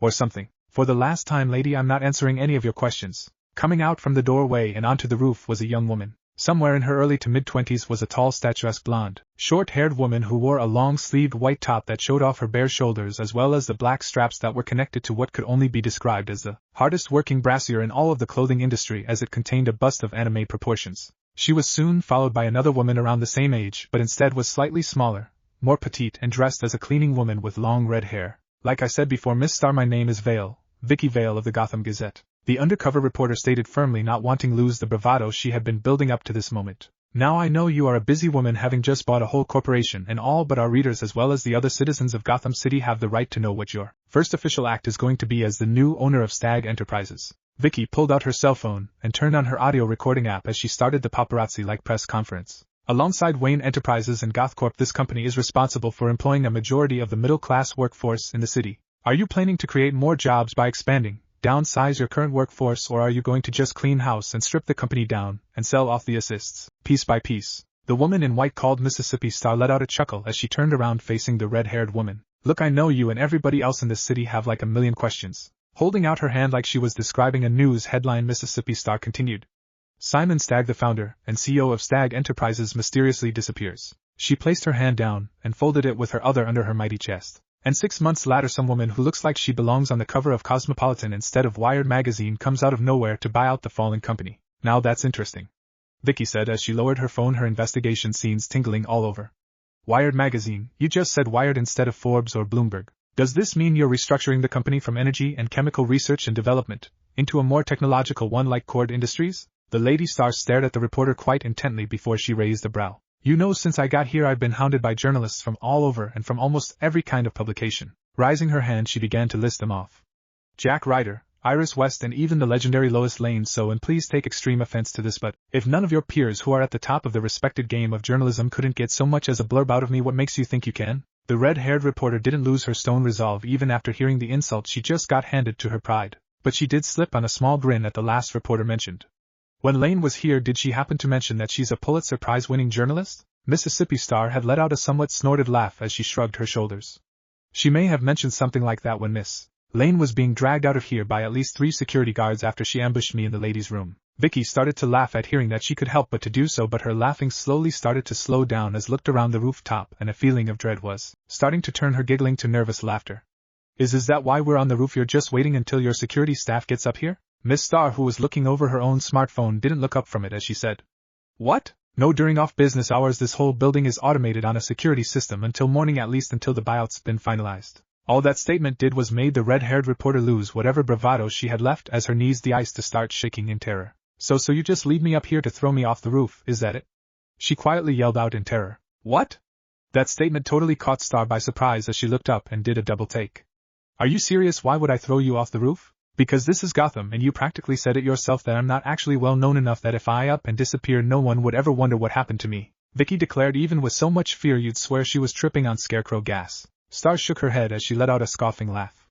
You're kidding, right? I know this city is like someone built a nightmare out of metal and stone, but I didn't come here and spend a ton of money to buy an entire corporation and its subsidiaries just to start throwing annoying people from rooftops, and FYI you followed me up here. Oh, Vicky Vale calmed down a little as she let out a very deep breath and began to laugh a little hysterically. I'm sorry, it's just, why are we up here? Well, I'm up here because I thought I heard something land on the building's helipad, Starr said, rather irritated as she began walking towards said pad. Wait, you heard something up here? Vicky asked skeptically as she held up her phone again, her bravado starting to rise again. How'd you hear something coming from outside on the roof when I started interviewing you when we were at least 5 floors down? Okay, first off, this isn't an interview, and second off, Starr stopped again as she began flabbergasting her words. Oh, you see, it was the motion detectors. Yes, I have the roof's motion detectors linked to an app on my phone alerting me when something's wrong in the building, she said nervously, shacking said mobile device back and forth as proof. Really, because I was standing right next to you and I didn't hear any vibrating. My phone was on silent. Starr really nervously as the emotional balance was starting to shift.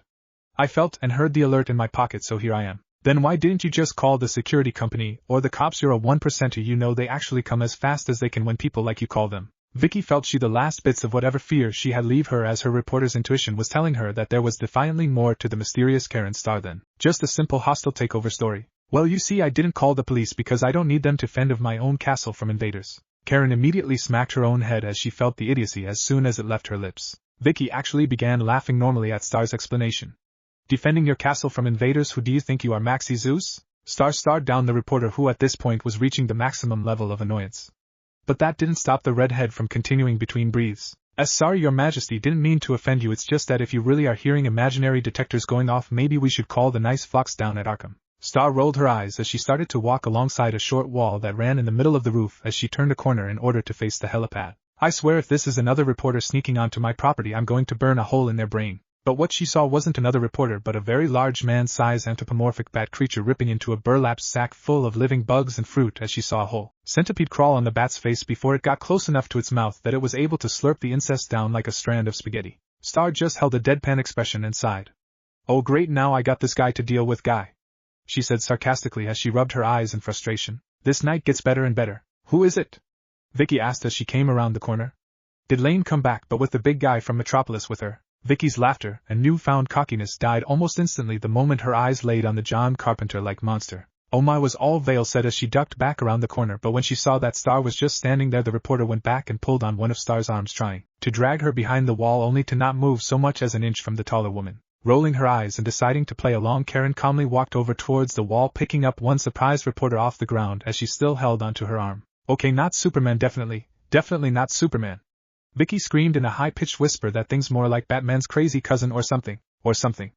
Karen said quietly as she placed her hand under her chin in a thinker's pose. "I think he's called Monster Bat, or Batwing. No, that's the name of the plane. How are you so calm right now? That bat monster thing's probably going to eat us," Vicky screeched. "Well, why not?" Karen shrugged. "This city's constantly under attack by that guy dressed as a clown, that other guy dressed as a scarecrow, and that plant lady, and to a lesser extent that annoying moth guy. Yeah, well, all of those criminals are just a bunch of jackasses running around in idiotic costumes. But thing looks like it flew straight out of hell," Vicky said as she slumped down on the floor and tried to cover her head with her arms. "Well, it wouldn't be the first time," Karen said quietly as an image of a burning city entered her mind as the midday sun was blocked off by a squad of flying demons. The memory left just as quickly as it entered, as Karen Starr looked down at the whimpering reporter beside her. "Sorry about this, Vale, but the only way I can deal with this overgrown rodent is if you're not around to see and blab about it," Karen thought as she raised one finger, getting it ready to strike. "No one can know my secret." Pew, and that's when she heard it. The world around Karen began to slow down as the sound of a gun with some sort of silencer firing off echoed into her head. What made this particular shot different than the numerous others bouncing around all over the semi-crime-ridden city was the altitude she heard it tear into the air, going at a speed that could only match up to at least 5 other people on the planet. Karen went around the corner again and saw that the bat monster had at least perceived the projection, as well as it was slowly turning its head right towards the oncoming bullet. But when Karen focused her sight on said bullet and zeroed in on it, she could make out a series of glowing sigils carved onto the projectile. "A magic bullet?" was all the statuesque could say as the world around her sped up and caught up with her as she bore witness not to a bat creature getting its brains blown out, but its claw cleaned as a teenage boy with yellow spiky hair wearing a black suit had his fist extended out as he crashed right into the bat. "What the hell?" Artemis took her eyes off her scope as she looked over where Naruto was just a few seconds ago, only to see any empty golden shell rolling across the roof. "So wait, did I just shoot Naruto out of a sniper rifle, or did the bullet just explode Naruto down there?" the archer asked out loud as she looked back into the scope and saw Naruto trying to hold the bat monster in a headlock as it attempted to buck the teenager off its back. "I still have one more bullet." Artemis didn't know if the second round was meant for her or if it shot out another Naruto. Either way, she wasn't going to just be stuck up here all night. So the young girl grabbed the only other weapon she brought for tonight and strapped them on as she took aim once more and, waiting for the next opportunity for a clear shot. "Stop moving around, you jerk, I'm trying to help you," Naruto shouted as he held on for dear life as the bat tried its best to buck the young sorcerer off its back. But Naruto didn't falter as he held out one hand and pressed it on the bat's forehead. Naruto looked down on the silver ring that he wore on the hand, trying to see if the metal was starting to singe the creature's fur and skin. It was also in that moment that the bat creature, already mad that it had its close to midnight snack interrupted, started to flap its wing as hard as it could, getting it a few feet off the ground. The rapid flapping of its wings caused Naruto to lose his grip on the bat's neck and instead shimmy onto one of its wings. Unfortunately, that had been the creature's attention. As the second Naruto held onto the monster's wrist, it gave out one last flap that was so powerful it not only flung Naruto off, but also projected him across the stag building's roof. But luckily for Naruto, someone decided not to be a spectator in this bout any longer. "Don't worry, kid, I got you," Karen shouted as she spread her arms out and caught Naruto before he could fly off the building. She ended up clutching the teenager as tightly as she could, holding him and herself upright with Naruto's face buried in her chest. First the annoying reporter, then the giant bat monster. "Now you, where are all you people coming from?" Karen looked down expecting an answer, but saw that the boy in the suit couldn't give one due to the fact that her bountiful bosoms were crushing the sides of his face. "Whoops, sorry there, sport." The young CO released her grip around Naruto, getting him to drop a few inches from the ground, and as he tried his best to catch his breath if it weren't for another problem he was facing. "I think you broke my nose," Naruto said as blood dripped from one of his nostrils. "Guess what's your brassiere made out of mithril?" he asked sarcastically as he tilted his head back. "Sorry about that, kid." Karen let out a soft laugh, finding the whole ordeal humorous while she did, until she looked down at her white blouse, seeing a giant red stain on it. "Hey, you got blood on my favorite top." "Pew!" Karen was so distracted by Naruto she missed a second shot being fired right next to her as a young girl dressed in black appeared in a same flash of light like the boy. Seriously, where the heck are you people coming from, and why is this one dressed like Steve McQueen when he was in the movie Bullet? Artemis, who landed in on the roof of the building in a crouching position, quickly sprung up and drawing out 2 twin pistol crossbows from her double shoulder holsters as she aimed one at the bat and one towards Naruto's general direction. Naruto, what happened? Are you okay? Artemis asked as her eyes made a beeline from Naruto's face to the tall older woman's shirt. It's not what you think, Naruto said as he stood in front of Artemis with his arms crossed. I got a nosebleed from that woman's chest. Any and all worry quickly dropped from Artemis' face as she looked at Naruto with a monotone expression and quietly said under her breath as she looked away from him. Hentai. Not like that, Naruto shouted. What do you think, this is an anime? All right, as entertaining as tonight's been. Why are you kids on my roof? Is it because of that guy? Karen asked, pointing at the monster creature that was making its way towards them. Naruto swiped some blood from his nose and started to make hand signs, and Artemis remained so both her crossbows were pointed at the same target. Karen just looked between Naruto and Artemis, Vicky Vale, who was now recording everything that was happening on her phone, and then Bat Creature, who let out an unholy screech that could shatter glass. Well, Naruto, I couldn't see. Did the ring test work? Artemis asked. Are we dealing with a werbat? No, Naruto said as he finished his hand seals and held out a scroll. I'm more or less leaning towards the giant super bat theory. Artemis took that info in as good news. See how she didn't exactly have any silver-tipped arrow or flechettes on hand. Well, it doesn't matter what it is, one way or another Manbat's going down tonight. Manbat, that's his name, Karen shouted as she slammed her fist into her empty palm. Oh man, I can't believe I forgot a bizarro name like that. Letting out a satisfying laugh as that name thing had actually been bugging a small part of her supercharged brain, she saw Naruto, Artemis, and even the Manbat give a confused sideways head turn. I mean, who are you meddling kids? Oh no, a bat monster man, save me, ahaha. She then threw her arms up in the air and walked over towards the wall in half non-believable panic. Sticking her head out from around the corner just above Vale's, Miss Star whispered under her breath. Okay, I think they bought it. What? I said shut up and watch the fight, or battle, or whatever 2 kids versus a giant bat thing is. Alright, let's get this party started, Naruto cried out as he slammed his scroll into the ground below him. What do you think, this is someone's parent-free house? Or a secluded lake in the woods? No one's starting any parties here, Karen shouted from her hiding spot alongside Vicky Vale, who was recording everything on her smartphone. Seriously, all of you people get off my property, the CEO demanded. Manbat's giant mouse-like ears twitched rapidly right as it bent its legs and jumped off high into the sky right as a volley of glowing golden chains sprouted out of the ground like breaching sharks attacking their prey. Using its wings to perform a loop to twirl its body around, Manbat extended its leg out as it performed a heel drop kick, aiming it right for Naruto's head. Damn it! Naruto swore as he slung his arms down, getting his coat off and revealing that he had the sleeves of his orange dress shirt rolled up. Crossing his arms together over his head, the sigil tattoos on Naruto's forearms started to glow just as Manbat's foot slammed onto the young mystic. Naruto grunted through his teeth as his legs buckled down, and the rooftop under him started to give in due to the impact. Oh, come on! Karen yelled out in frustration. Can't you fight the forces of evil somewhere else? Sorry, lady, Artemis said in a half-hearted apology as she aimed out her twin crossbow pistols. But what can we say other than, welcome to Gotham? With that, the young archer started firing off a few rounds from her weapons as she ran around both Naruto and Manbat. But as Artemis left Karen and by proximity Vicky's presence, the businesswoman couldn't help but look at the firing crossbow and sigh out in nostalgia. I miss Helena. What was that? Vicky asked as she still had her phone aimed at the young heroes but looked up at Karen Star. Oh, Ares said I miss Helena, Montana, where I'm from apparently.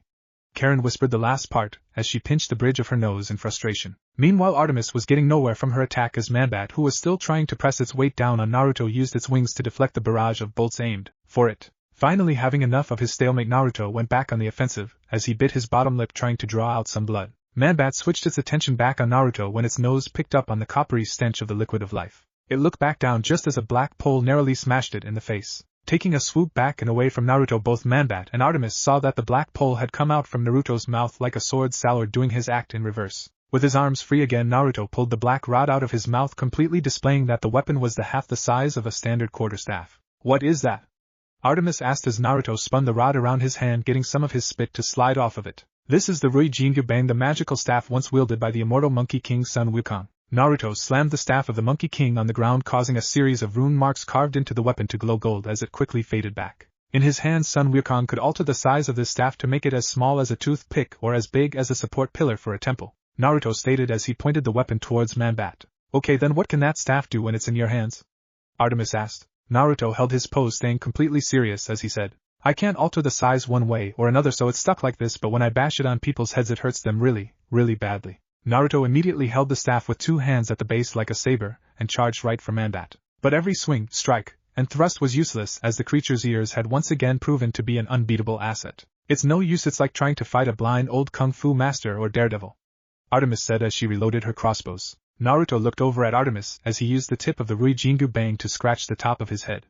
I get the kung fu bit, but I don't think Evil Knievel was a fighter. Naruto immediately dodged Man-Bat as it charged at the mystic, baring its teeth in hopes of sinking them in Naruto's flesh. I didn't mean an actual daredevil, I meant Daredevil.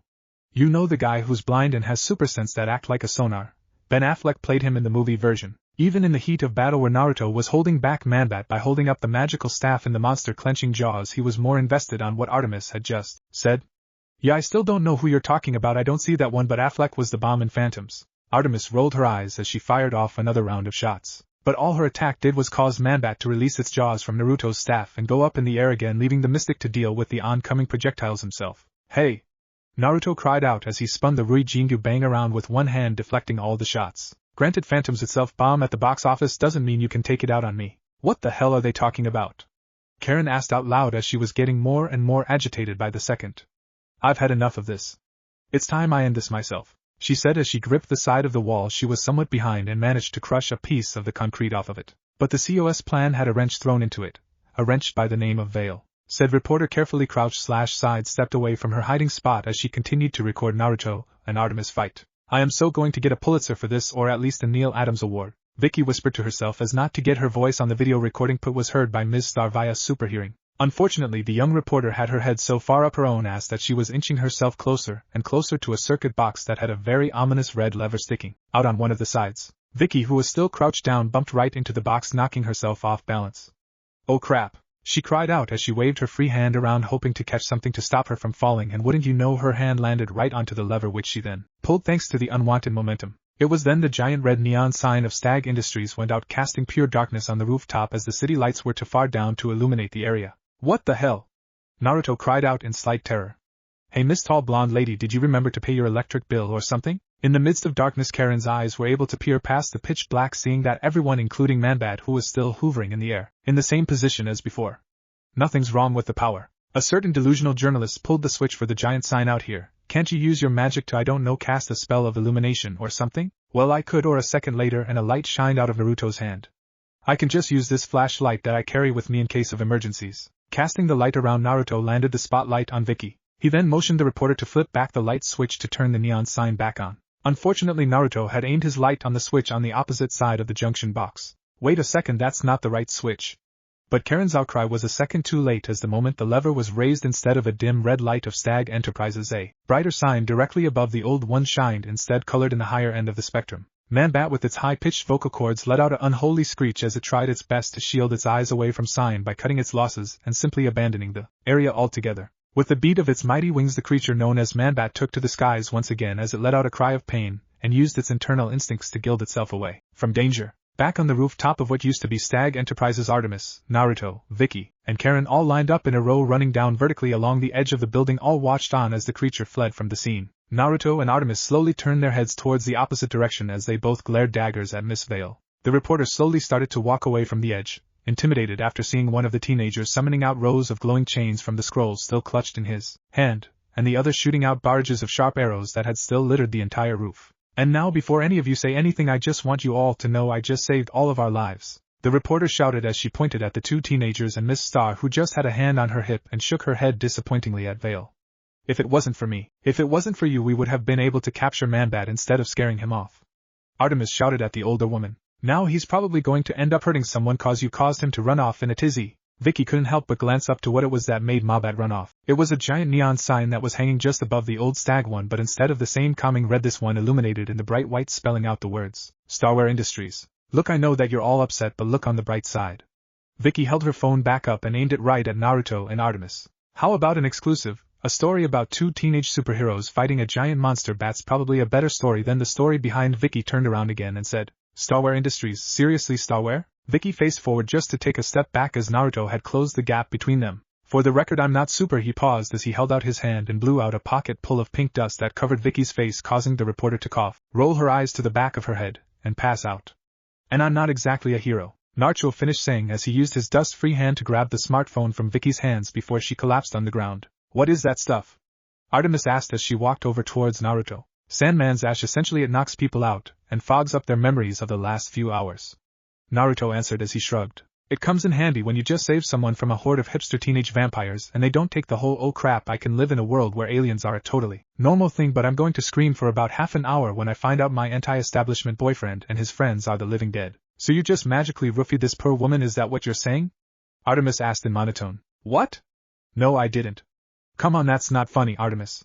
Naruto said seriously. This stuff just helps those who can't handle the supernatural well, and I also use it on those who handle it too well. You wouldn't believe how many crazy normal people are out there. But just as the mystic finished giving the archer his justification on using Sandman's ash, Karen took Vicky's phone from Naruto's hand and crushed it effortlessly in her own. Naruto and Artemis let out a unison. Wow. As Karen dropped the remains of the digital device, seeing the last bits of tech touch the ground, Naruto was the first to come out of the stupor as he asked the tall buxom woman. Lady, be honest, you're a member of Wonder Woman's clan, or at least some kind of half-bred, right? Karen dusted her hands as she looked back at both Naruto and Artemis as she replied. First off, my name is Karen, star as in that, she said, pointing to the starware sign. And second, I'm not an Amazon, pinky swear. She held up a said finger of her right hand as proof to the declaration. However, it seemed the childish gesture wasn't enough to convince either of the two teens as they looked back at her sarcastically. Look, buying out and controlling a major multinational company is more than a little straining, so I've been crushing a lot of stress balls in the very few moments of spare time I have.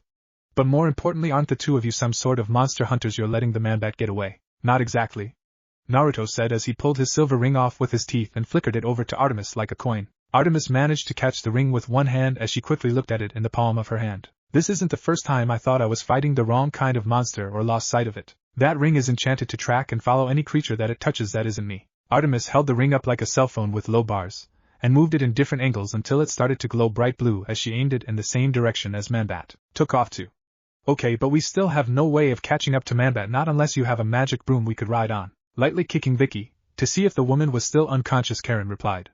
Come on, it's the 21st century, give the guy some credit. I bet it's a magical vacuum cleaner, right? Naruto quickly tossed the Rijingu Bang into the air as he placed his arms down and behind his back and snapped his fingers. Artemis and Karen then watched in awe and slight amusement respectively as Naruto's discarded coat rose into the air and flew right into him and back onto his person. Is this the part where I'm supposed to be impressed? Karen asked as she smiled arrogantly at the young mage. Naruto just bit his thumb as he tried to draw out more blood for a spell.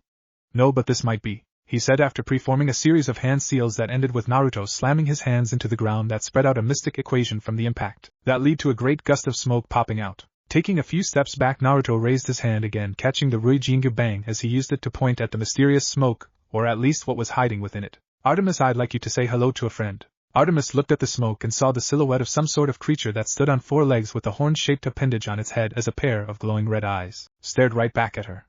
Oh my, is it can't be a unicorn? She asked with a slight twinkle in her eye that the archer would swear was from the smoke. As the dust cleared, a long-harbored and extreme secret that the young archer held in her heart fell in not only disappointment, but downright stupefaction as Naruto's magical mount turned out to be, ha ha ha, by the red son of Rao, is that AF sharp *ing turtle.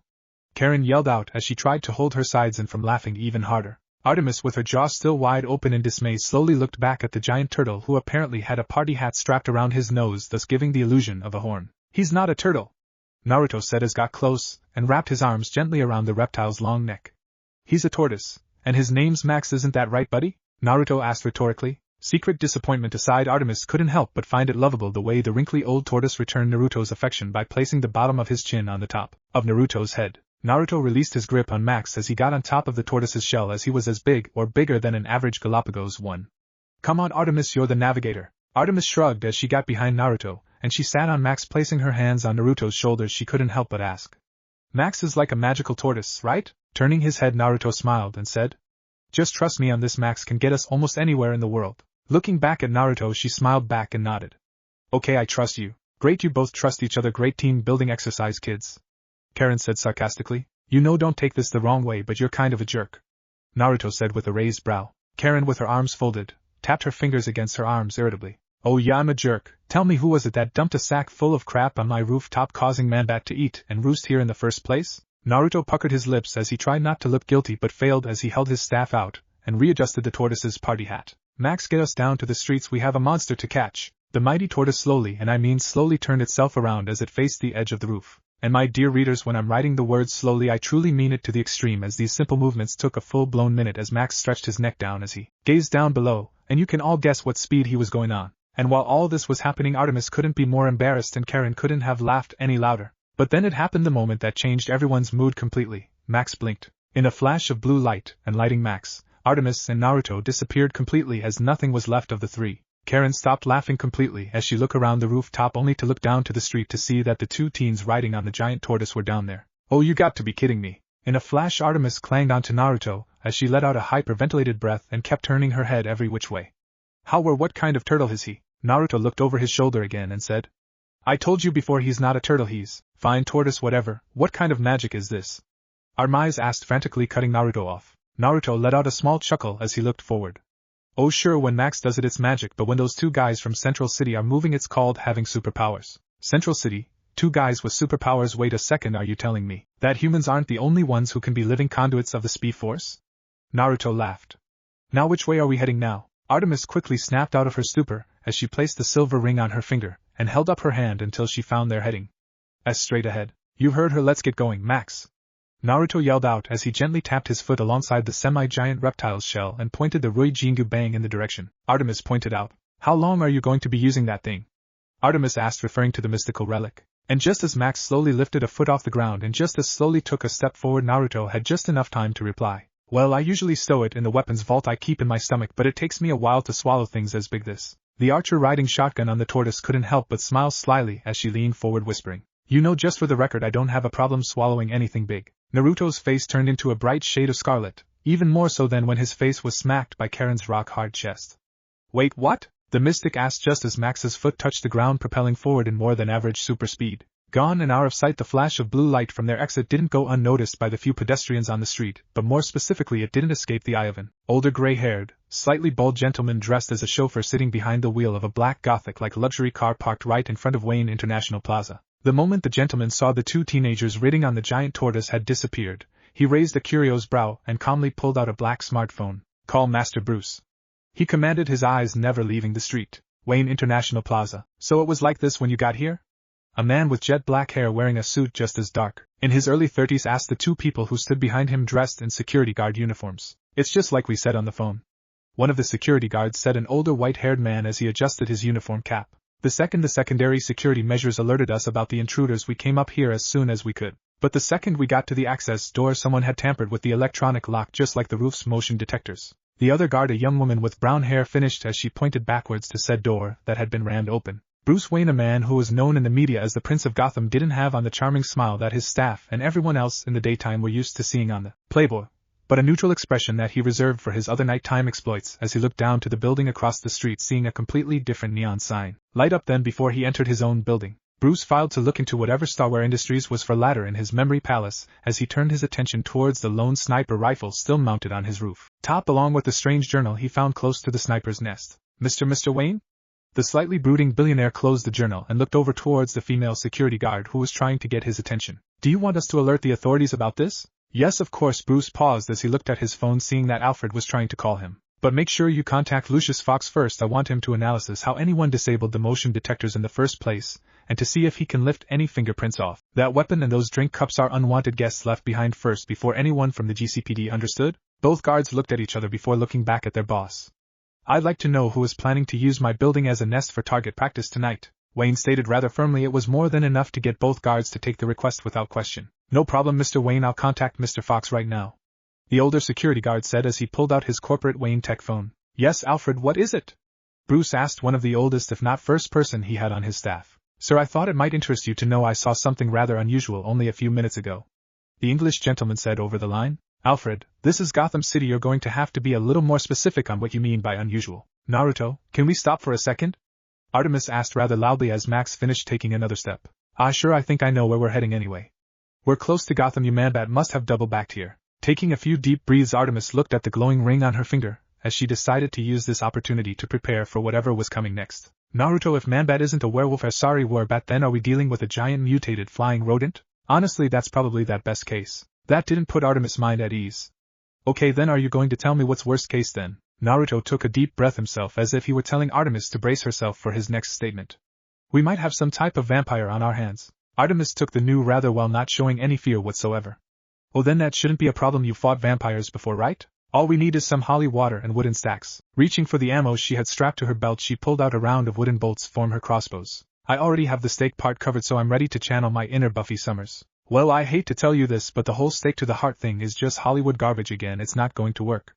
Naruto shrugged. And more importantly, vamps aren't like we're creatures, they're just really dangerous if worse comes to worse, and I can't cure Man-Bat. The only way I can truly stop it is to cut its head off. I'm sorry, what? Gripping the Rui Jingu Bang tightly, Naruto kept his focus aimed forward. Besides subduing vamps with ether, holy anointing oil, holy water, or pelting them with phoenix dactylifera, the only way to stop them is by separating their brains from their hearts, just like Ozzy Osbourne did back in the 80s when he used to hunt vampires. Of course, we don't necessarily have to bite it off like he did. What a second, Ozzy Osbourne used to hunt vampires. Having enough of their little break, Naruto signaled Max to keep moving. Well, actually, Tony Iommi was the actual hunter. Why do you think they called themselves Black Sabbath in the first place? Gotham U. Just outside the science research building on a grass lawn stood a man with a black bowl-cut hairdo wearing a white lab coat over a blue sweater. This man, in his mid-40s, looked to the skis as a machine on the ground right next to him with a spinning antenna dish beeped and whistled as it was letting out a super high-frequency signal no human would be able to hear any second now.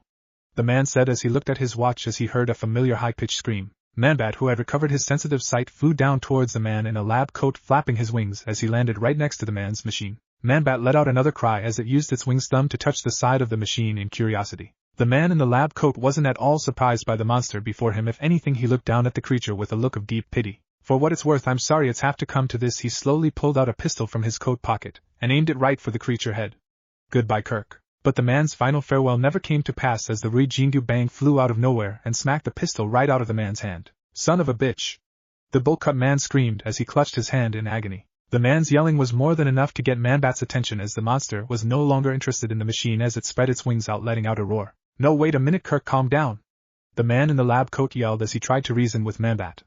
It's me, your friend Achilles, remember? Man-Bat's only reply was using its wing to swat the man named Achilles away from itself. A second later, Naruto and Artemis made their way over towards where Achilles' machine and the Rui Jingu Bang were, as Naruto picked up the mystic staff and aimed it like a javelin just as Artemis pulled out her crossbows. You have the shot? Naruto asked as Man-Bat was flying further and further away. Yeah, these bolts might not take him down, but they're sure as hell get his attention. But just as the teens were ready to attack, Achilles ran towards them waving his hands in the air. Wait a minute, please, you can't do that. Naruto sighed as he saw the older man heading towards them. Here we go again, he whispered before speaking up towards the man. Listen up, Mr. Scientist Guy, I'm going to tell you the same thing I tell every other sciencey person who thinks that by examining a dead vampire is going to help them find the key towards eternal youth or immortality. What are you talking about? The man demanded as he waved his hands in anger and frustration. That's what you were planning to do, right? Naruto asked, as in his experience the only two type of people who actively interacted with vampires were either lonely bland teenagers or research scientists. Sometimes they were both. You were going to try and kill that vampire with that gun, right? Gun? Achilles questioned as he picked up said weapon. Do you mean this tranquilizer gun? He stated as the tool was painted black like a pistol. Oh. Naruto scratched the back of his head, slightly embarrassed. Sorry, I thought I was saving your life. You see, if you shot a vampire with a gun, all it does is piss them off. It's like kicking them in the balls. There you go again with that vampire nonsense.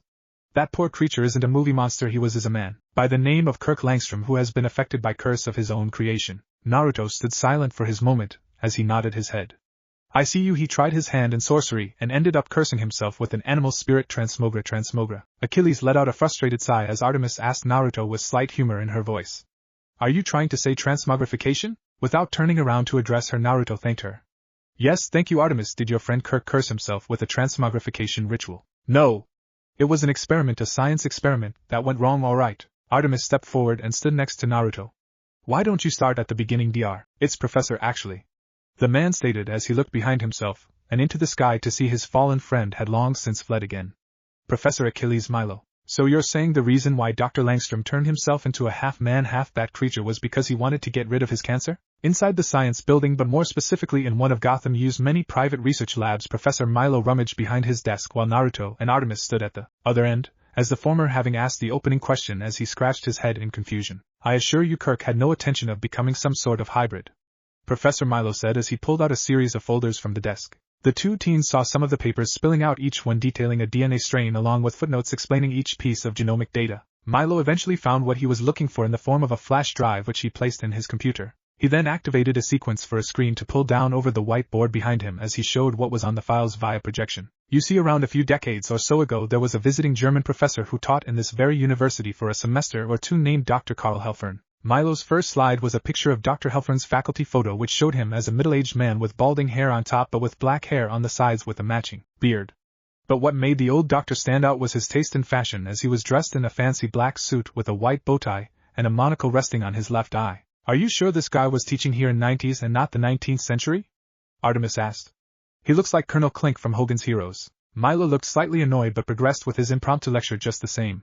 Yes, well, Dr. Helfern's taste in clothing aside, he left behind countless research papers when he mysteriously disappeared before the end of his second semester. Knowing Gotham City, he probably died from a mugging and had his body thrown in the river. Artemis snarked. Or maybe a ghost ate him. Naruto said as he folded his arms and nodded.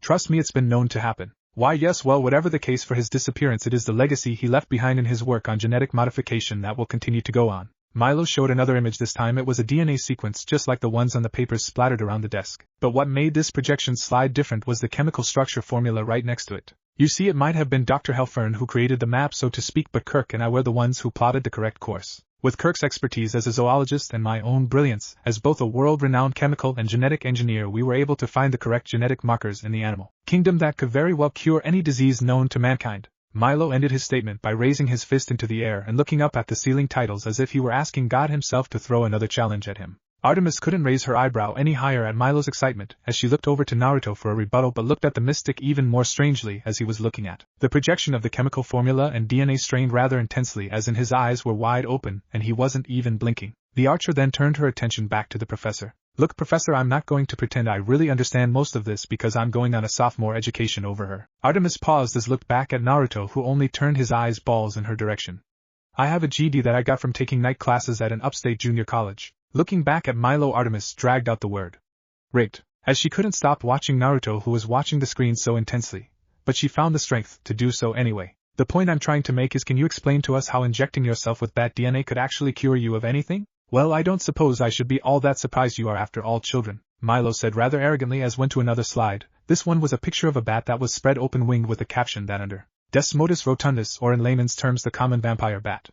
Milo used a laser pointer to highlight the pointy-eared little creature. Most every species of bat have natural reservoirs for a large number of different zoonotic pathogens. But despite having an assortment of diseases that rival the CDC collection, the bats themselves have an immune system that is greatly superior than our own. Milo paused his lecture, seeing that both teenagers more or less understood before going on. Now you see, what makes the common vampire bat more special than its cousin is due to the fact that its saliva has a protein that acts as a powerful anticoagulant that allows the bat to feed on its victim's blood with little to no chance of the prey's wounds closing up.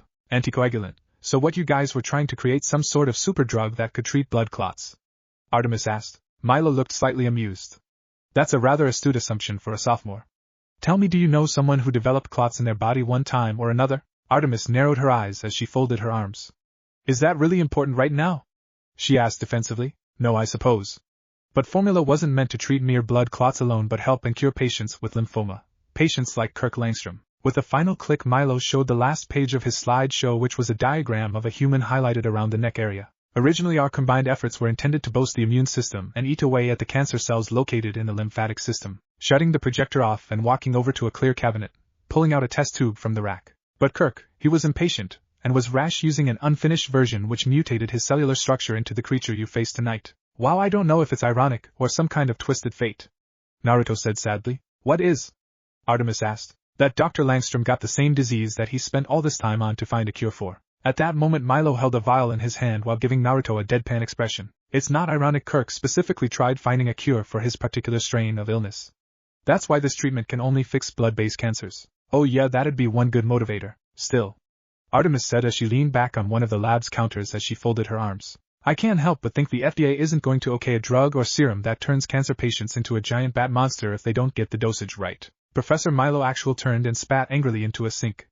The FDA, government regulations, what would any of those Washington bureaucrats know about the advancements of mankind? They keep pumping federal funding to tech companies like Cord, Luther, and Magnus in hopes that the flashiest new power armors instead of improving our own bodies. Naruto and Artemis looked back at each other before they gave Milo a skeptical look, but decided to keep quiet and let the man rant himself until he tuckered out. Think of it, a solider with the eyes of a falcon, the strength of a silverback gorilla, and the architectural intellect of a beaver. Milo stopped his mild tantrum as he saw the looks the two not quite heroes were giving him. Yes, I can see how some people might not want the 20-foot wingspan added to their bodies. Milo coughed slightly into a fist and readjusted the collar of his lab coat a bit. But just for the record, Kirk's transformation wasn't due to the formula's dosage but rather from the strength from the catalyst. The catalyst? Naruto asked, tilting his head to the side. Yes. Milo placed the vial he was holding onto a table as he bent down, and placed a black and silver trim box on the same counter space. He then began entering a sequence of codes on the keypad as he explained more clearly. You see, the problem with the formula we created was that for the longest time it would burn up too quickly from a subject's metabolism, or white blood cells to take effect once entered into the bloodstream. So we needed a catalyst, a form of radiation that would permanently mutate the formula into the subject's cellular structure, thereby enabling the body to kill the cancerous cells itself. Radiation that got both Naruto and Artemis' attention real strong. From which element? Plutonium. Naruto shouted as if he was answering a trivia question. I bet it was plutonium. You know there are other radioactive elements besides plutonium. Artemis told Naruto dryly. I'm going to say carbon-14. Well, I'm sticking with plutonium. Naruto said stubbornly. You know, unless he put the medicine in the microwave, and that radiated it. No, I'm sticking with plutonium. Well, you've heard the kid with magical powers. Professor Artemis pointed a finger at Milo's metal case. He's going on plutonium, and I'm sticking with carbon-14. She then leaned in forwards and smiled in mockery. Final answer. Milo just chuckled as he opened the case, and the whole dark room, still dim from the slides, was illuminated in a ghastly green glow. Sorry children, but you're both wrong. Is it powered by Marcel Wallace Soul? Naruto asked, trying to shield his eyes. Milo looked up at Naruto and just stared at him, slightly irked. No, my sharply dressed little friend. This is no dark magic but a power that came from beyond the stars. As Milo took the element out and held it in his hands, causing the teens to gasp. Oh my god, Naruto whispered. It is plutonium. Naruto shouted accusingly at the professor. He said it was from beyond the stars, Naruto. Artemis stated flatly. There can be plutonium from space. Finally having enough, Milo let out an exhausted sigh. It's kryptonite, alright, kryptonite. I was trying to be slightly dramatic and build up to it, but you ruined it. But he's right, there's a large possibility that an element like plutonium can be found in. Oh, now you got me doing it. This will hurt only for a second. On the main quad of the college campus, Max the speedster tortoise was replenishing his strength the only way those who were living conduits to the speed force could, by consuming as much food as fast as it could, which at his normal pace wasn't fast at all. But as the speedy reptile was chopping down on a flower from the garden bed, a man dressed in a dark gray ballistic woven suit, sexy black trunks, gloves, boots and a black cape kneed besides Max as he finished taking a blood sample from the tortoise. Getting up, the man's cape fluttered a bit, revealing a symbol of a bat spread over the chest, as well as a yellow utility belt that he pulled out, a handheld device which he placed the small blood sample on. The man then placed his free fingers on the side of his head, which was covered in a black cowl with pointy ear-like accessories mounted onto the headpiece. Alfred, I'm sending you the blood sample now. All the way across town, heading in the opposite direction of Gotham. You was the same chauffeur-driver who witnessed the speedy tortoise along with the two teenagers was driving the vintage car as he used the buttons on the steering wheel to navigate the car's computer system. I have it now, Master Bruce. Alfred waited until he came at a stoplight before he had the computer scan the blood sample for identifying genetic markers. Until then, the English gentleman decided to pass the time with a little small talk. I take it that the new prototype has gotten you in Gotham University in one piece, sir? It has for now. Lucius hasn't installed any of the offensive capabilities yet, let alone the paint job. But all the surveillance functions are good to go. A few seconds later, Alfred was finally able to read off the match results. Well, back to the investigation at hand. It seems you were right, sir. It appears that our leathery friend is indeed a speedster, although this test seems rather redundant given that tortoises don't normally travel at the same speed as one of the fastest men alive. Back on the other end, the masked Bruce Wayne replied.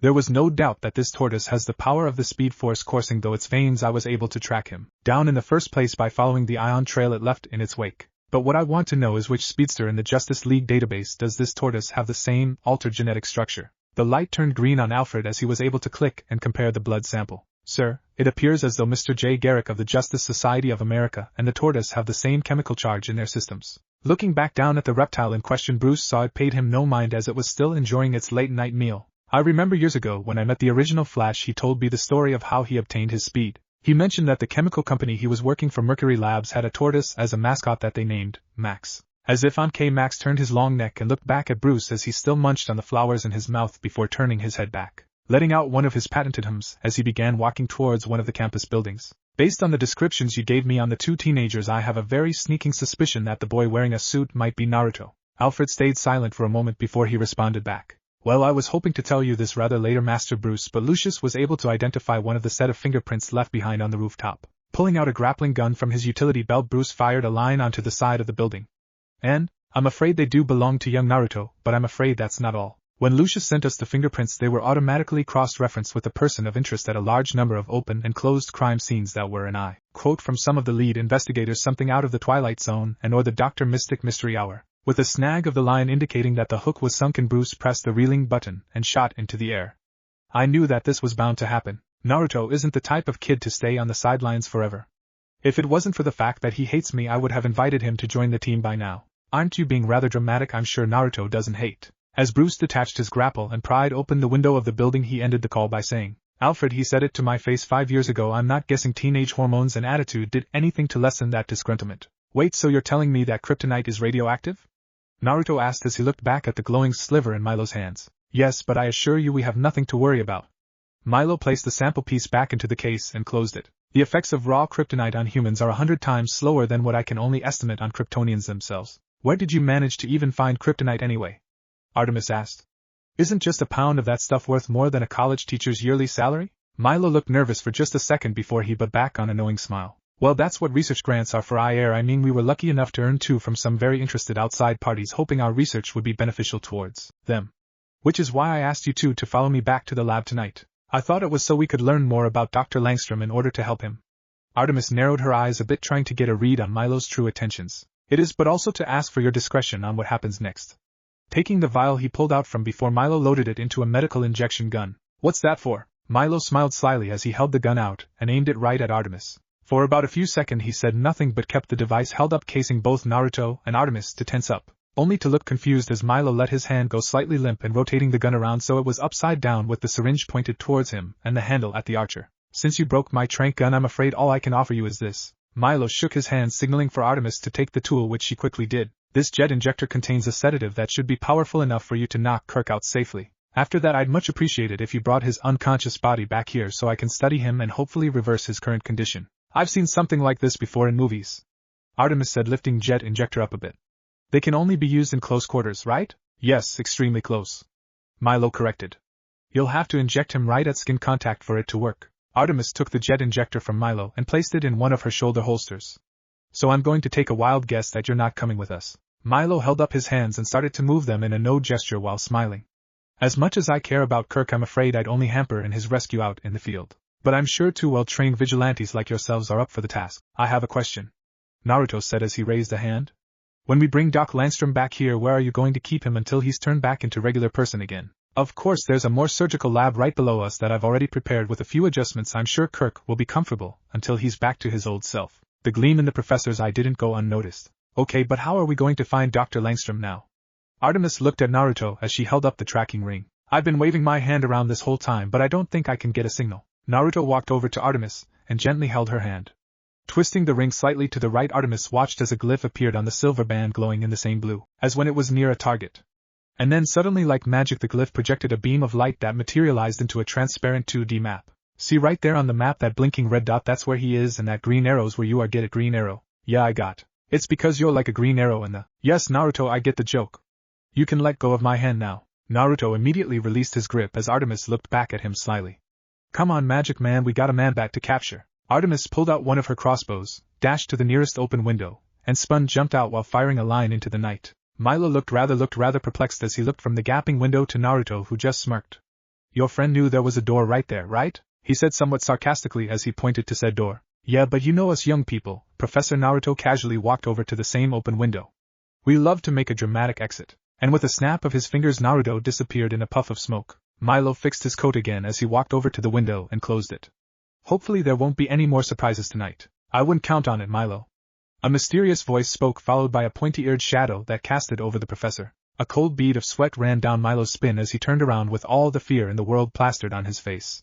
Bob, Batman! Running back on the courtyard, Artemis kept alternating from looking at the ring map and the area ahead over her as to not run into anything. It doesn't look like Dr. Langstrom is too far from here. I think he's just circling around the business district again. Naruto didn't respond right away as he was too busy drawing something on his left palm with a black-tip pen. Aha! Artemis gave Naruto a side glance, wanting to know what was occupying his attention rather than their current target. What are you doing? She asked bluntly. I'm trying to remember what the formula that changed Dr. Langstrom into man-bat looked like so I can turn him back into human, Naruto said as he tapped the end of the pen at the side of his head, trying to remember the last bits. But if I don't get this ceiling sequence right, I might make him huge or turn him into a reproduction Aaron chair by Herman Miller. Artemis was not a loss for words, mostly because she couldn't help but sprout out nonsense.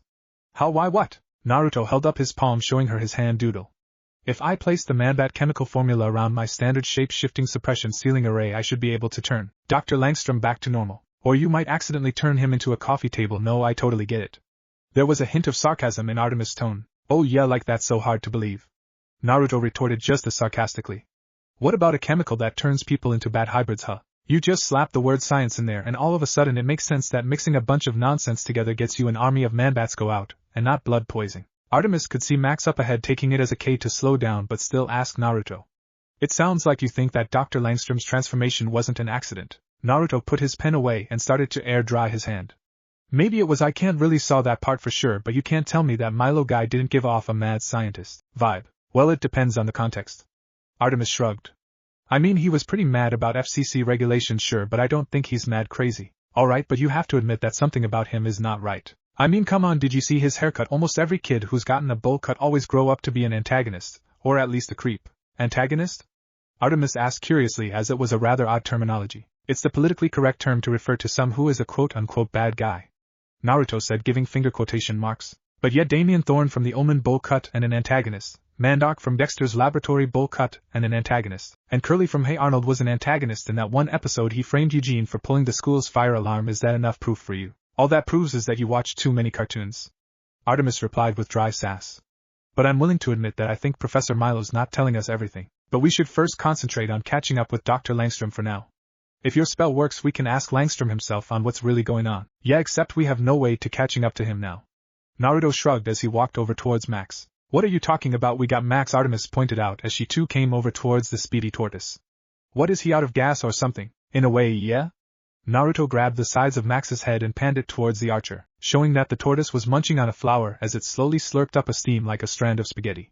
He might move at the speed of light sound, but he eats like a regular tortoise. True to his words, Max just looked at Artemis with planned dull expression before he let out a tiny burb, wiggled out of Naruto's grip and slowly began to pick at the flora in the grove. Artemis began to lose her grip as she threw her hands up in the air. Well, can't you summon someone or something else for us to ride on? Naruto shook his head. I can't. Anything else is either unavailable at this time or not fast enough. But by shaking his head, Naruto's gaze was locked onto something in the distance. Well, Dr. Langstrom's in the business district. We can probably catch up to by navigating through grappling hooks and free running it. Artemis placed her hand on her chin as she began to tap her finger in deep thought. Artemis? The archer ignored the mystic out of contemplation rather than rudeness. But we'd have to ride the bus just to get to the business district from the campus. Artemis? Again Naruto's outcry fell onto deaf ears as Artemis began to pace a bit. Damn it, but the buses don't run this late. Placing her hand over her face in embarrassment, Artemis grunted out. I think we're going to have to call a car service or something to come pick us up. Artemis. Just like with Max, Naruto grabbed the sides of Artemis' face with his palms and smushed her cheeks until the archer's lips popped out a bit as he turned her head over towards the direction he was looking at before. Grabbing onto Naruto's arms to pull him off of her face, Artemis looked at said object, and then looked back at Naruto in shock and disbelief. No. Oh come, you said it yourself, we need a ride like right now. Naruto said, defending his silent suggestion. Do you know how much trouble we'll be in when, and I mean when he finds out that we stole that thing? Artemis asked with gusto. Naruto, who couldn't stop smiling at the prospect, held up his fingers as he began to count off. Okay, 1, it's not stealing, it's borrowing. And number 2, do you honestly think that he, and I'm assuming we're both talking about the same he? Naruto paled his fists to the sides of his head as he wiggled his index fingers back and forth. Would even file a police report if we just borrow it and bring it right back. Forget the cops or even him for just a sec. Do you know what my parents would do to me if they find out that we stole that thing? Artemis asked the question rhetorically, but a part of her brain answered for her anyway. Mom would at least try to ground me until college, and Dad would probably take me out for some ice cream. We don't even know if it's his. Naruto said as he actually started walking over towards the mysterious item. Look, it's not even black. Everyone know that he paints all of his stuff black. For all we know, this could be some college student's midterm project or something. Artemis walked next to Naruto as she too had a hard time trying to pry her wanting eyes off the object. Oh yeah, I'm pretty sure Gotham U has a class in building nucleated powered battle tanks. Naruto looked away from the object to Artemis, and then back on the object. Actually, it looks more like an Art Deco futuristic hot rod. As Naruto walked closer to what was now identified as a vehicle, Artemis trailed right behind him. Art Deco, really? Okay, maybe it's more retro-futurism. Naruto paused as he could see Artemis' reflection off the vehicle's windshield, as he could tell that she wasn't debating the machine's design but rather how he knew what to call it. What? I took an art appreciation class so I could appreciate art and steal symbols to use in my sealed designs, but if you're still hung up on the moral dilemma on borrowing this thing, I got 2 words for you: probable cause. Naruto pointed at the windshield as he walked around towards the driver's side door. Getting closer, Artemis could see that he had been pointing at was the journal of Alan Wayne sitting right on the dashboard. Oh great, so it isn't just some coincidence that he's here. He's probably been tracking us since we were at Wayne Plaza, Artemis said in despair but kept walking over towards Naruto, as she watched him take off his right black dress shoe and sock. What are you doing now? Okay, well, for starters, I'm still saying that this is someone's college project or thesis or whatever. And second, I may not know literally anything about technology past the TV set, but I do know how to pick a lock. Naruto then pricked his pinky toe as he placed it on the door's window, as the blood spread out as thinly as possible before it took on the shape of a circle divided in equal parts like a pie chart, with each section holding a different glyph. The mystic then started to move his fingers around in different hand seals as the blood symbol on the glass started spin around along with him. After a minute or two, the circle stopped spinning as the sigil on top of the chart started to glow orange right as the vehicle's door opened automatically. Got it! Naruto shouted triumphantly as he hopped on one foot and tried to redress the other, as he made his way over towards the passenger side. So what, you keep some sort of hacking seal on your toe that lets you open doors? Yeah, you just saw me do it. Artemis let out an annoyed grunt as she ran her hand down her face. I was being sarcastic. Never mind, so I'm guessing you want me to be the one who drives this thing? Well, I would accept I don't have a license, and I don't know how to drive, Naruto said as he got into the vehicle. Of course you don't, Artemis replied back as she got behind the wheel. Looking around the dashboard for the controls, she warped her fingers around the vehicle's twin joystick controllers. But what makes you think I know how to drive something like this? Because Jade told me that the first time either of you drove it was in an assault vehicle like this one. Naruto placed on a straight face as he shook the true reason out of his head as he slid his hand on Artemis' shoulder and looked deep in her eyes. Because I believe in you and the power of friendship, and stay golden pony boy. Artemis looked back at Naruto just as intensely before she broke out in a small laugh as she turned on the vehicle's ignition switch. Okay Johnny, let's go catch us a mutated scientist. Flee, fly, fast, forward, downward, dive, dip, dodge, evade, expand, explore, elevate, cry, circulate, capture, crash, bevel, balance, breach, bob, angulate, appear, absinthe, ABBA. Whatever trace amounts of sentient thoughts were running through Man-Bat's mind as he tried to run away as quickly as possible could only be identified as one-word phrases. The fact that they were all forming together in two sets of unity just showed how impressive the now submissive human part of the artificially created chimera was. But alas, the creature was still a slave towards its animalistic instincts, which was telling it to fly further and further away from the university, as it took some sort of comfort in sailing beside the tall buildings that made up Gotham's business district. That is until Man-Bat's latest sonic sweep picked up multiple bogies heading right towards him. But with a quick dive, the man-made monster evaded just in time to miss several flares lighting up right on its face. Damn it, we almost had him. Panning all the way down to street level, Naruto pounded his fist angrily on the dashboard of vehicle he and Artemis were using in hot pursuit of the Man-Bat. With the silver tracking ring wedged right into the flaps of the central AC fan, Artemis was able to use the magical GPS to tail the flying creature as it was flying parallel to the roads, while Naruto tried his luck in pressing almost every button he could find on the dash. Naruto knocked it off with the flares already. Artemis demeaned as she quickly shifted into another lane, thanking whatever almighty being that might be looking down at them tonight, as so far the streets had very few traffic. Unfortunately, that couldn't be said for the sidewalks, as the bright flares caught the attention of onlookers who pointed right at Man-Bat in all his glory, wings and claws and all. We don't want anybody to call the cops, or else you're going to be curing Dr. Langston's bleeding corpse from a sniper round. Leaning forward to get a better look himself, Naruto replied. I don't think that'll be a problem. His echolocations keeps altering him of danger even before it gets to him. He's like Radar O'Reilly. Naruto stopped and saw the very dry look Artemis was giving him at that moment. What? Why can't you just use normal references and say his spider sense is tingling? Now it was Naruto's turn to look at his partner in disarray. What are you talking about? He's a bat, not a spider. Artemis focused back on the road and on the ring as she turned at an intersection and started to head east. You know, normally I'd call you out on that, but I think the fact that I'm driving the Batmobile in the heart of Gotham City easily overshadows your inherent absurdity. Driving the alleged Batmobile. There's still no proof that we stole that jerk's car. Jerk, what, do you have some personal grudge against Batman? And I thought you said we were borrowing it? Naruto chose not to say anything at that point. He just huffed and bloated his cheeks like a pouting child a bit as another button caught his eye. I wonder what this one does. Wait, Naruto, stop, that might be, but Artemis' caution fell on deaf ears since Naruto had just pressed it. Reconnaissance drone online. A female robotic voice spoke throughout the alleged Batmobile sound system speakers just as the dashboard on Naruto's side shined out a blue light that took the form of a flat, transparent video screen. From the screen, Naruto watched as it went from black to the perspective of the top of the vehicle if you were to look straight ahead. Next, a black remote control that looked like it belonged to a video game system came out of the glove box. Naruto took no hesitation in grabbing the controller as he started to mash the buttons around. See, I told you a college student made this car. I seriously doubt Batman would be cool enough to install a Sega Genesis into the Batmobile. Sega Genesis? Artemis questioned with bravado. Okay, what year do you think this is and that anyone would install a Sega Genesis into anything? I'm sorry, have you never heard of Earthworm Jim? Naruto looked back at the virtual screen, not seeing Artemis' reaction face as the video feed started to show the video begin to tilt upwards and move forward. Naruto could see from the windshield that a small black aerial drone in the shape of a large batarang shot out into the sky, in which the video feed matched to perspective. Okay, I'm now like 99% sure that we're in an unpainted Batmobile. Naruto nodded as he started to control the drone around in the sky. Not that I knew that before. Naruto at that time spoke in a clear, loud and articulate tone as his eyes darted around the car. Naruto, pay attention! Artemis shouted as she tried not to look away from her line of sight but pointed over towards Naruto's video screen. Manbat dead ahead. Naruto looked back on the feed to see that the drone was trailing just a few feet away from the monster. Okay, so which button shoots out the net? While fiddling around with the other control buttons, the mystic pressed a button on the side that made the car speak again. Audio broadcast online. A second later, the now semi-conformed Batmobile was filled with the sounds of a high-pitched screeching. Oh crap, what the hell? Artemis shouted as her left eye started to twitch rapidly. It's his echolocation.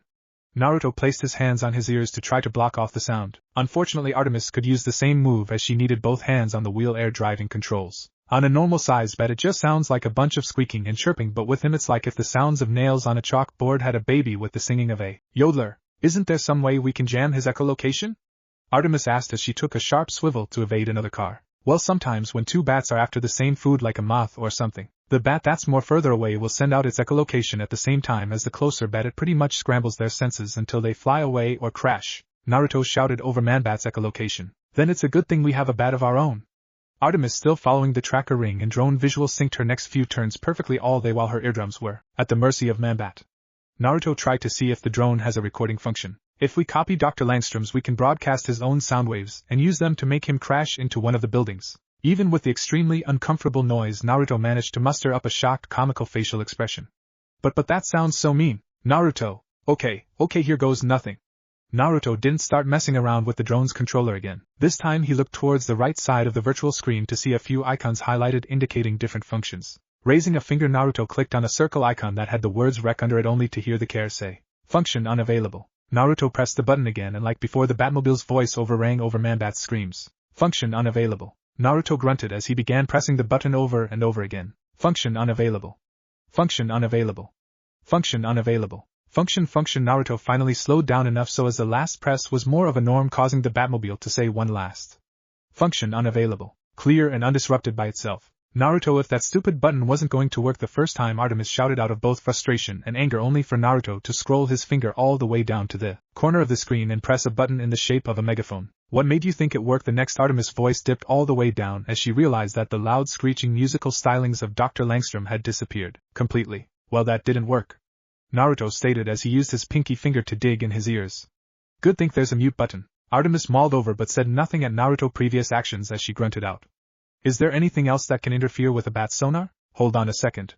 Naruto reached over and started flipping through the pages of Alan Wayne's journal. "It says here that there is a species of moths that can jam a bat sonar as a defense move. So what, are you going to summon a swarm of moths like you did with that bull's head from that fight with Grundy?" "No, but when it comes to moths, I know a guy who works for a guy who's like way too into those little jacket eaters." Naruto, reaching into his breast pocket and pulled out a black flip phone. Using his thumb to open it up, the mystic hit the speed dial and quickly held up the device to his ear. "Please be in Gotham.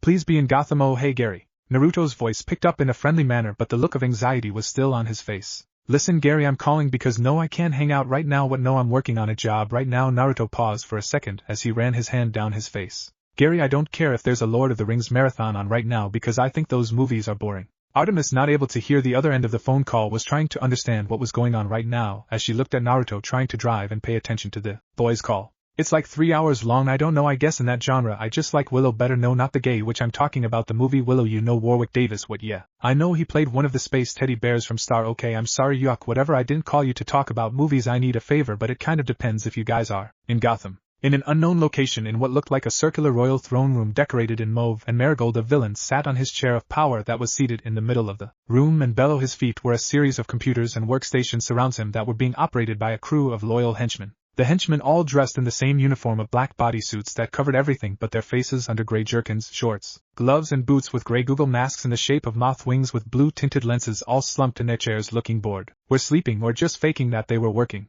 But one henchman who was more portly than the rest wasn't doing any of those things as his coworkers, as he was busy at his workstation trying his best to hide the landline phone he was using. "Okay, hold on a second, let me check." Covering the lower half of the phone, the chubby henchman looked around before leaning over to his right, whispering to his coworker, who was holding his chin in an open palm in one hand and tapping his finger on his control panel away with the other. "PSSSD dude," Gary whispered, trying to get his coworker's attention. "Are we back in Gotham City yet?" Gary's coworker, who was taller and skinnier, looked back at him with a raised brow, and thanks to their expressive goggles it showed on his masked face. "Why does your mom want you back in time for dinner?" he asked in a somewhat nasally voice, but not in a sarcastic way, but due to the fact that Gary's mom had used their work line to call him in the past. "What? No, I'm talking to a friend of mine. He wants to. How long until we get back?" That statement alone piqued his coworker's interest. "What friend? Everyone you know is in here.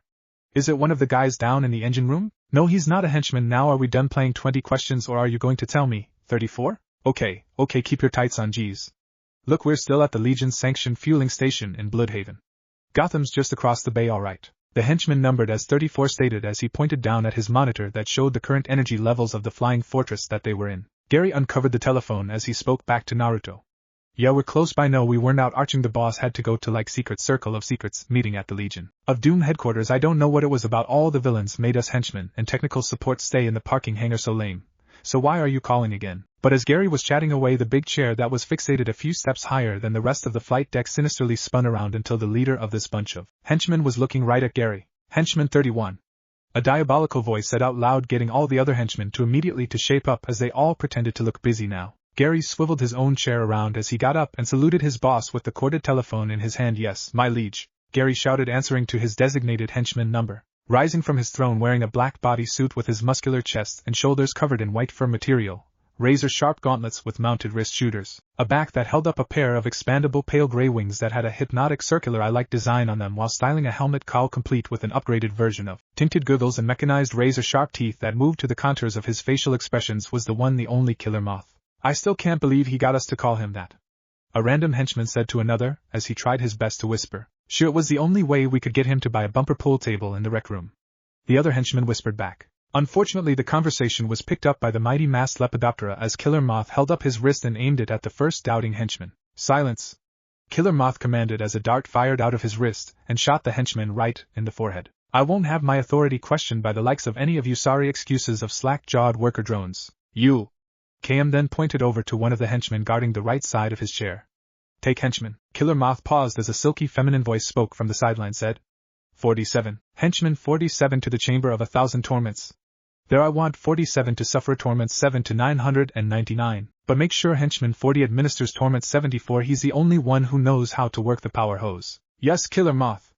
The loyal henchman saluted as he went over and picked up henchman 47 by the shoulders, and slowly dragged his dead-weighted form out of the throne room. As soon as the power doors closed, Killer Moth set his sight back on Gary.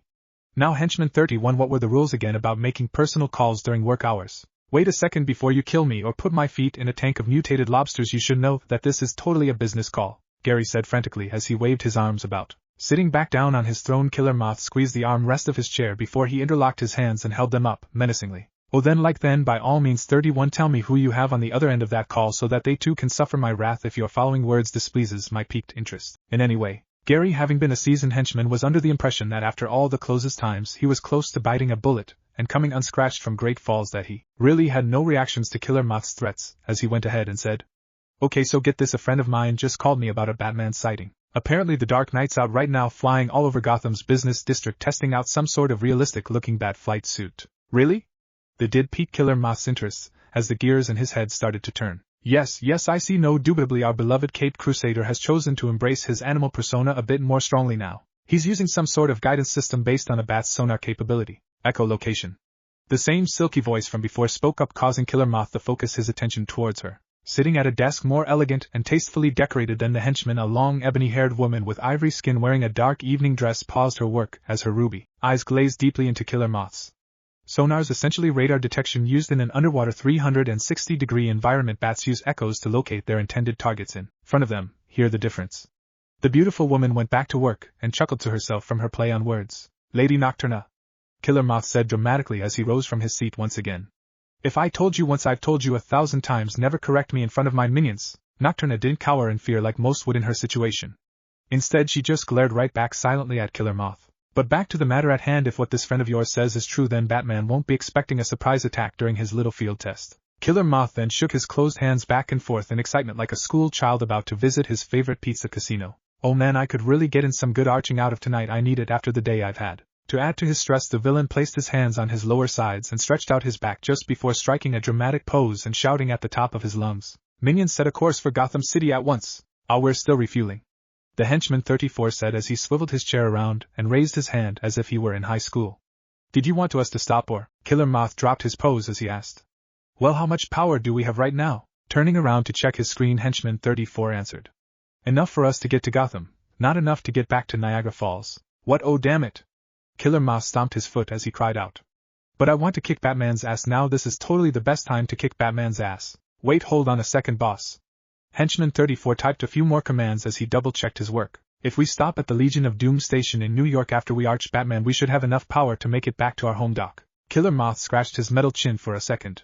Wait, to show some initiative, you idiots could learn a lot from number 34. He said, addressing the other henchmen who all too busy paying attention to their boss to scowl at 34, who collapsed his shoulders in isolation. Once again taking his seat, Killer Moth turned to the lady in black beside him. Lady Nocturna cut the fuel line and set a course to 31. Where did your source say they saw Batman again? The business district. Yes, to the business district.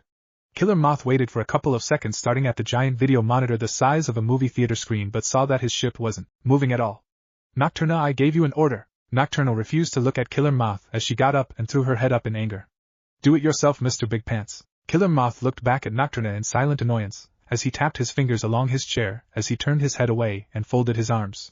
I'm sorry from before, okay, are you happy? Nocturna used a finger to start up the launch sequence as the whole command deck started to shake, and 34 could see on his panel that the power cord was severed. They were launching right now, Nocturnal said, not bothering to turn around. The command room was silent for a few more seconds until henchman 31, who was looking back and forth between his boss and the boss's number 2, asked out loud, Are you two fighting? Killer Moth and Nocturna faced each other before addressing 34 in unison.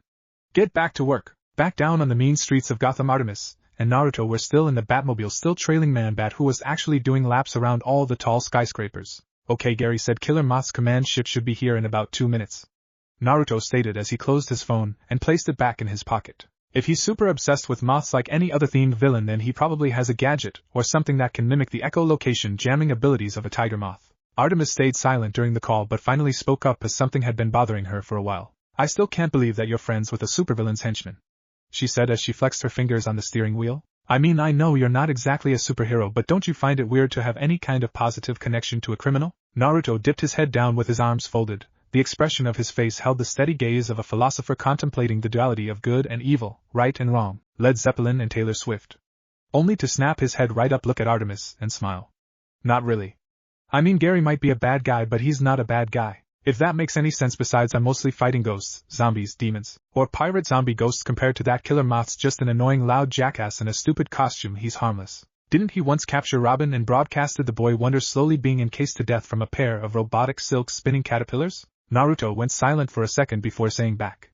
Yeah, well, that's on Batman. It's not my fault he's a bad parent. Besides, it's not like that happened to us. So, in that moment, all the cars that were ahead of the stolen borrowed Batmobile stopped immediately as the sound of a loud engine humming, gust of wind blowing all the street litter, and a long shadow casting over everything on the ground as a large vertical-shaped object descended down from the sky and hovered between the skyscrapers, stabilizing at a mid-level. What the hell is that?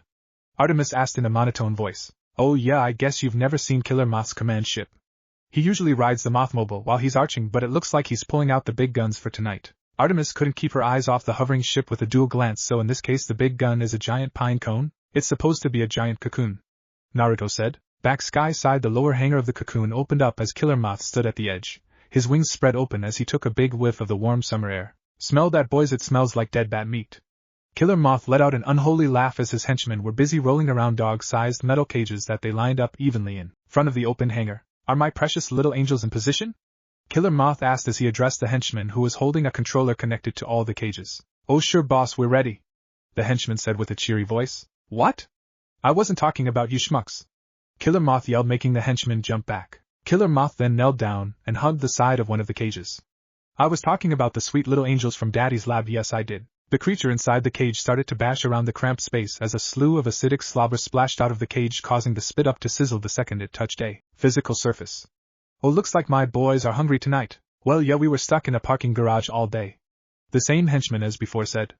It's not like there's a food court in there. Killer Moth just looked back at the henchman as he just shot a dart right at the man's jugular, ignoring him when the underling foamed at the mouth and flopped on the ground. Almost immediately another henchman grabbed the controller from his fallen coworker as Killer Moth got up and spotted a flying object flapping over yonder. There you are, my old foe. As if on K-Manbat let out another high-pitched wail as it used its voice to gild itself in the night. Yes.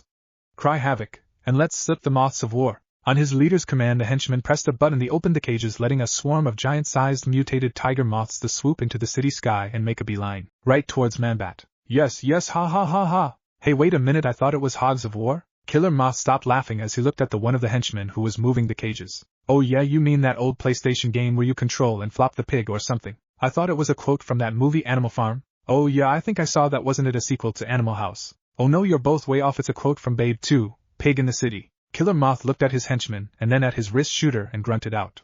I knew I should have gotten the model with a bigger carousel. What the hell is this? Naruto watched via the batarang-shaped drone as the mutated moths were heading for Dr. Langstrom. I didn't want them to kill him. Artemis tried to hold her tongue, but it wasn't really her style. I'd hate to say I told you so, but this is what we get for relying on villains. They can't be trusted, not a single one of them. Naruto actually managed to hold back a verbal comment as he grunted out and started to punch every button with gusto than before. He's got to have it, come on, damn it. What are you doing now? Come, Artemis, think about it, the car, the gadgets, the suits, and the fact that he's a total man hussy behind the cape and the cowl, and all Batman is a James Bond fanboy. Naruto ran his hands over the Batmobile's parking brake, opening a secret compartment that held a shiny red button. And what fanboy of 007 doesn't have an ejector seat? What a second, Naruto, maybe you should think about before Artemis could finish speaking. The roof of the Batmobile blew open and driver's seat started vibrate as the smell of burning rubber started coming out of it. But instead of getting angry or scared, Artemis looked up at Naruto with a dry look. Just for the record, if I survive this, I'm seriously going to rethink this partnership. The chair took off like a bottle rocket with Artemis strapped along with it. The archer saw a control stick pop out of the seat, which she grabbed and managed to control the direction the chair was flying in. That's good, Artemis, keep it steady. The archer looked over her shoulder to see Naruto Uzumaki sticking to the back of the chair, crouched down as his hair and necktie dangled from the acceleration. What did you think? I'd let you go into this Mexican standoff alone, partner? Artemis just smiled. Somehow adrenaline pumping through her blood kept her from getting mad in this situation as she pulled out the jet injector, twirling it in her hand like a revolver. Alright, let's see who wins, Manbat. The swarm of giant moths, or us? An eclipse? Naruto unbuttoned the bottom of his dress shirt as he exposed his stomach as the spiral sun appeared around his belly button. What? A group of moths is called an eclipse? What if Naruto x Artemis was in Young Justice? And thanks for watching my video till the end. If you enjoy this content, then do consider subscribing to my channel, and leave a like if you guys need the next part. Comment down, and thanks for watching the video, and see you guys in the next video.